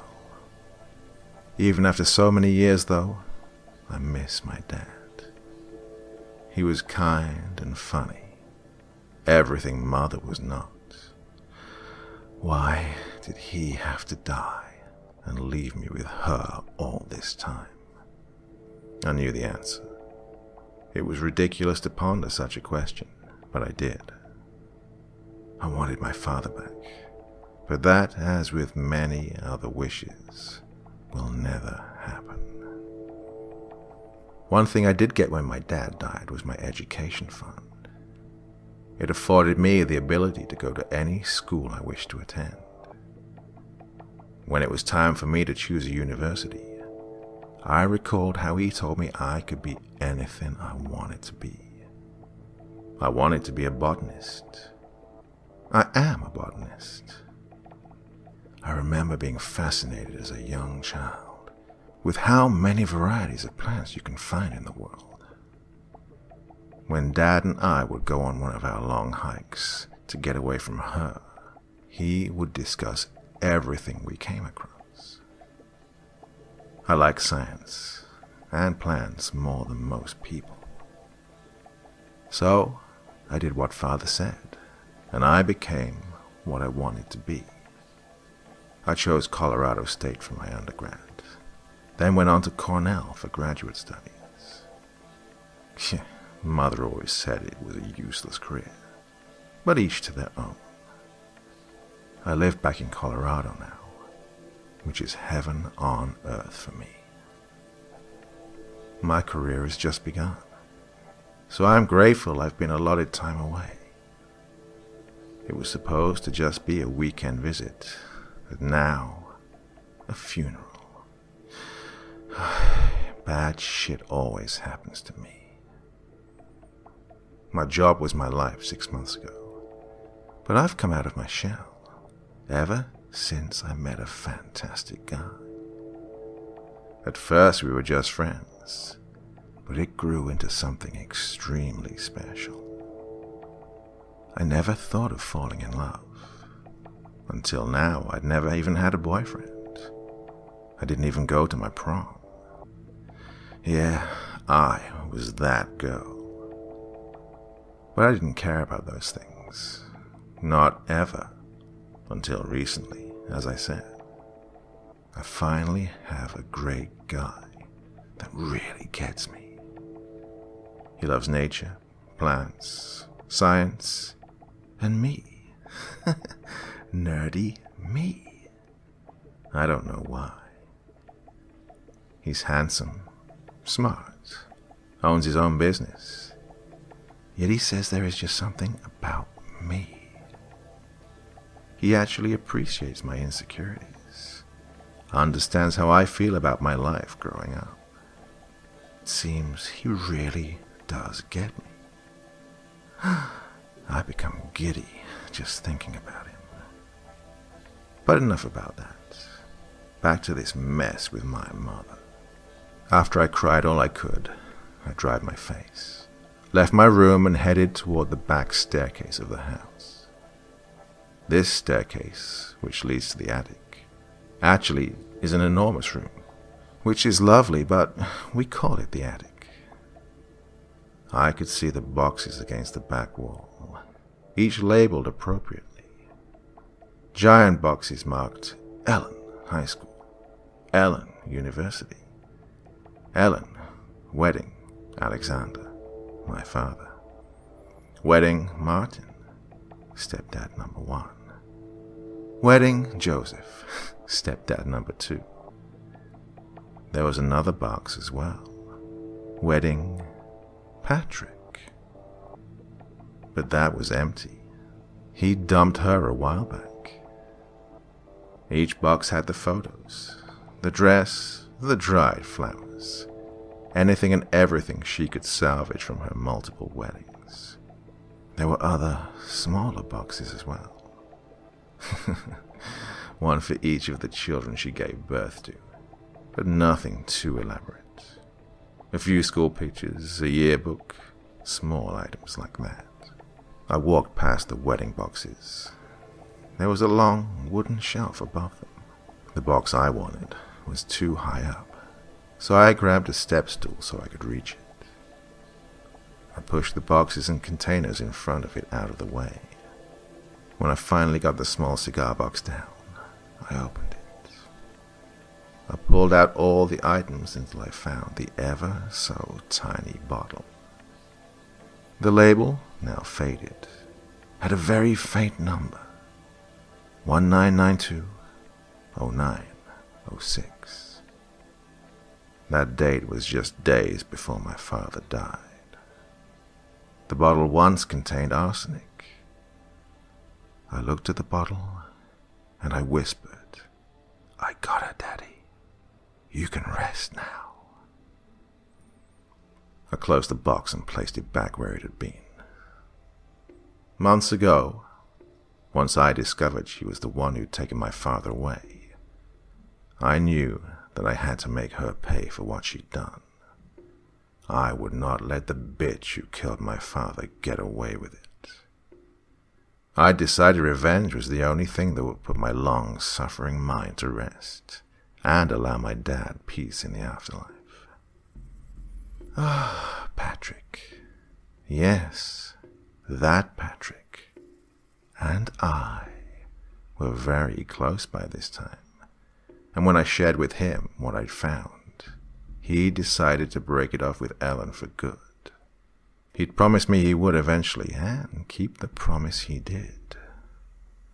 The following day, Mother was splayed across her bed wearing nothing but chiffon and tears. It was nice. Most especially because she never suspected I knew about the arsenic, or that I'd stolen Patrick from her. To some, it might sound unseemly to take your mother's boyfriend, but truth is, they hadn't really been together in months by the time Patrick and I fell in love. The second truth, I felt no shame. She never deserved him. Now, you might assume I killed her with arsenic, but no, no. We killed her, but not with arsenic. I got my idea when Patrick and I decided to be adventurous in our lovemaking and go into the woods. We stumbled across wild-growing, deadly mushrooms. I said, I should feed her those. Then she could die like her buddy Claudius. What started as an offhanded comment turned into an idea. An idea that turned into an action. Patrick is a landscaper. I'm fully aware of how cliché that is. So, he went back to the woods that evening, retrieved the fungi, properly of course, and brought them to me after Ellen had fallen asleep. We made love that night like it was our first time, when in actuality our first time was months prior. You see, Mother loved a good salad. She was also hopeless when it came to anything domestic such as preparing food. The day after Patrick brought me the mushrooms, I made for her a beautiful salad like the loving, dutiful daughter that I am. Was. Once she fell ill, the painful cycle of death arrived. The days and nights were long. The worried looks, the tears, they were difficult too. Acting is so hard. I was worried I'd made the wrong decision, that I might get caught. But the doctors would never think of poisonous mushrooms. And even if they did, I'm a professional and would have noticed instantly had there been a poisonous mushroom anywhere near the house. She'd been a drinker and a pill popper. Her heart and lungs weren't great. She had a history of severe GI issues. So, even though the doctors had a million questions, they believed her bad habits and poor health had finally caught up with her. Never once did poison of any kind enter the conversation. I wonder if it will when she meets Claudius. After all, it was the source of his demise. The final macabre story this evening is The Yellow Walls by Urethra Majumdar. June 30th. The void that my parents have left behind ever since their death has slowly begun to consume the whole of me. I'd seen it happen with my own eyes. My parents inside a car being crushed under an oil tanker, followed by a colossal explosion. Nothing much had remained in that crash. That was exactly 5 months and 12 days ago, and soon the damp walls of my house haunted me. Every unkempt corner, every discarded object, every bit of the house reminded me of happy times. I imagined I could hear my mum humming in the kitchen, or my dad laughing in the living room. My recent bereavement was getting on my nerves. I have no relations to maintain, no promises to keep. I just had my 12-hour job, with all the extra hours for which I got paid. It wasn't the money that mattered anymore. I just have to keep myself engaged somehow. I think I knew it all along, that I would have to move out one day. If not to escape the cesspool of memories, then to start anew. July 2nd. Sold my house to a businessman, who was more than just willing to pay me a handsome amount. Just enough to buy myself this house on the eastern fringes of the city. The nearest house is a mile away. I thought buying a house in the countryside would make me drive an extra hour into the city, so I chose this house, with a bright yellow plaster. The color seemed cheery. I hoped it would help me do away with my former house and all the memories it harbored. The house itself seems pleasant enough, and the surroundings are peaceful. Oh, I wanted to find peace. Yeah, I think I will find peace here. July 4th. I love this house. It's warm and comfortable. The rooms are large, and it gets plenty of sun and air from the windows. I met my nearest neighbor today. He seemed a burly, middle-aged, good-humored chap, and his small, kindly wife makes really great cookies. However, they seemed to be looking at me a bit queerly when they thought I wasn't looking. But they probably don't have a lot of city people out here, so maybe they're just curious about me. July 7th. Something about this house has started to make me feel uncomfortable. I feel like I'm being watched. I woke up from sleep last night, expecting to find an intruder in my house. I don't know why I felt that way. The sensation of being watched was very strong. The air had grown particularly dense and chilly. It took an effort to draw my breath. I think I'm just being paranoid, though. It's new for me, after all. I'm bound to feel uneasy, having lived in the city for so long. The nights get quiet. Too quiet for my liking. Oh well. July 8th. I woke up again tonight. It felt uncomfortable. The air was heavy. It was different, almost wrong. I switched on my light. Everything looked normal in the light, though, so the feeling dissipated. July 9th. I found a discoloration in the yellow ceiling today, directly above my head. The plaster had somewhat faded away in one place. It looked wet. Maybe there was something wrong with the plumbing. Have to ask a plumber to come down and take a look. July 11th. I got a plumber to take a look a few days back, but nothing's wrong with it. Even the discoloration wasn't there. But that night, I found that the discoloration was back. The shape looked somewhat familiar, like a man perhaps. And the next morning, it was just gone. Again. This has been happening for a few days now. Maybe the pipe contracts during the night, or something like that, and water leaks out. It gets cold in the night anyway. Hurts to breathe with the air all heavy. I need to check this out. July 13th. I have a growing feeling that the sensation of being watched increases when the discoloration is there. It's creeping me out. I called the plumber, who came again, and he said there was nothing wrong.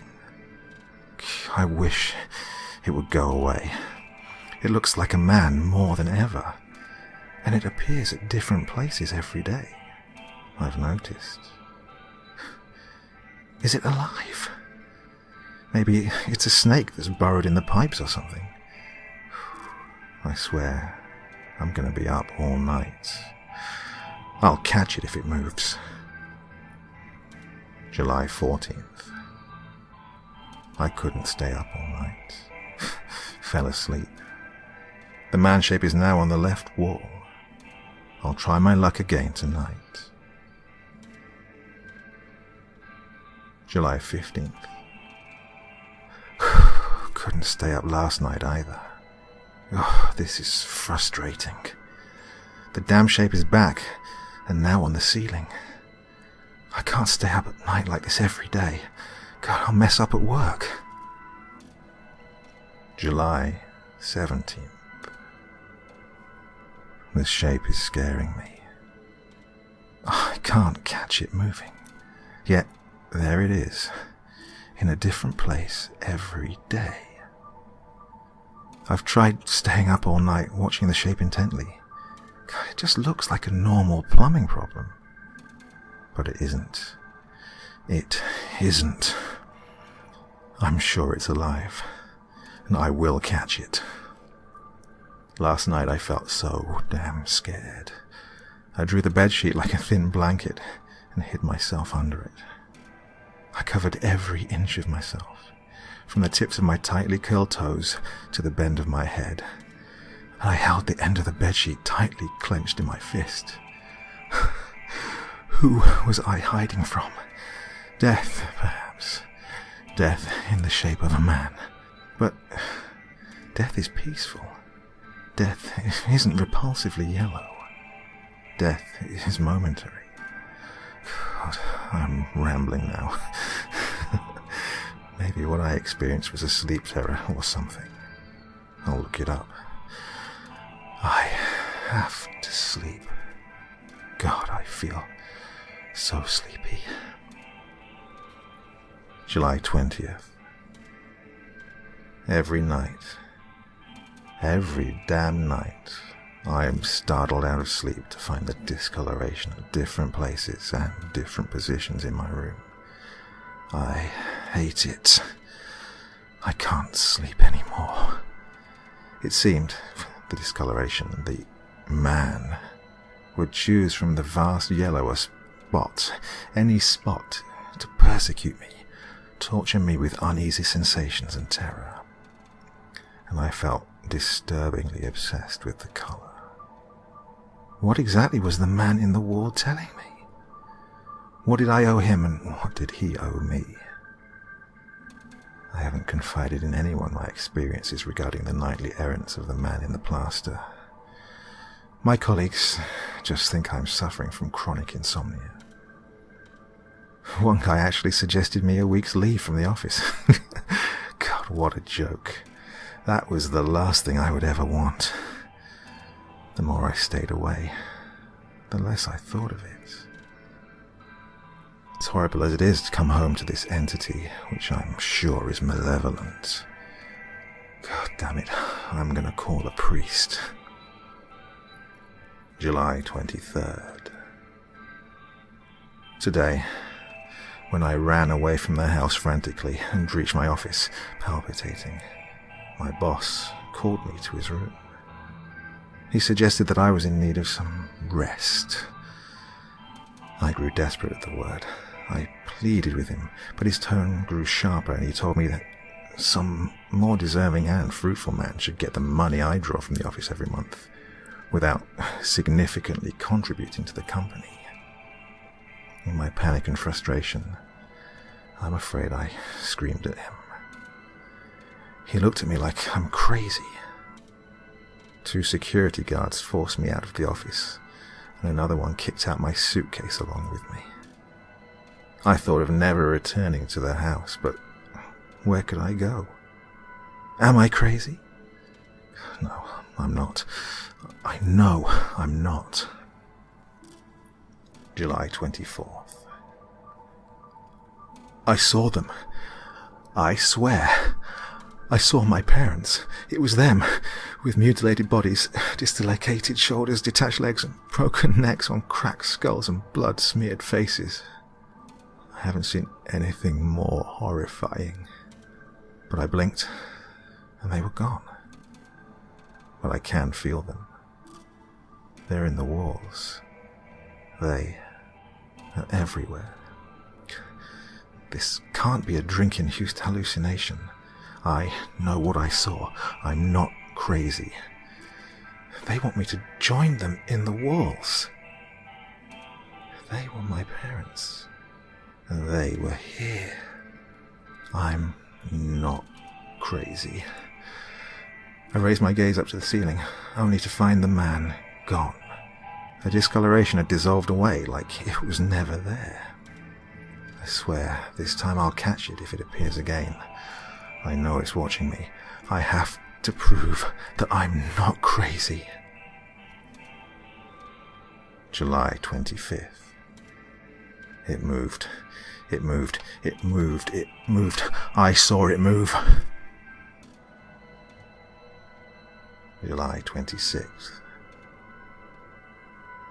Can't write. Fingernail broke. I scratched wall.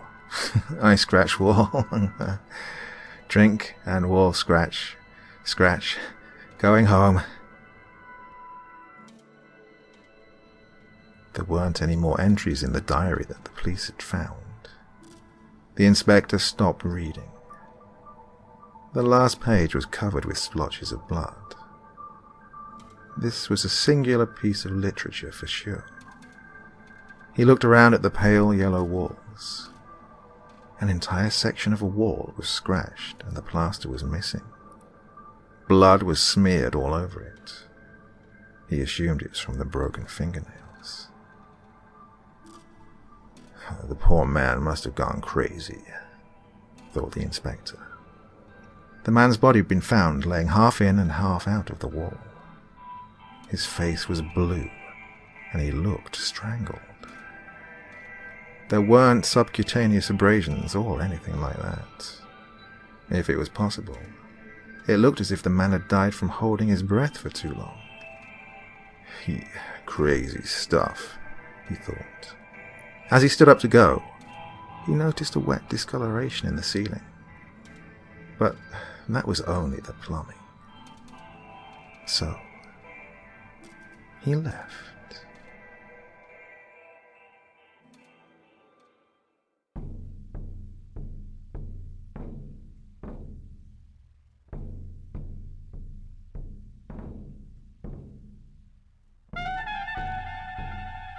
And so once again, we reach the end of tonight's podcast. My thanks as always to the authors of those wonderful stories, and to you for taking the time to listen. Now, I'd ask one small favour of you. Wherever you get your podcast from, please write a few nice words and leave a 5-star review, as it really helps the podcast. That's it for this week, but I'll be back again same time, same place, and I do so hope you'll join me once more. Until next time, sweet dreams and bye-bye.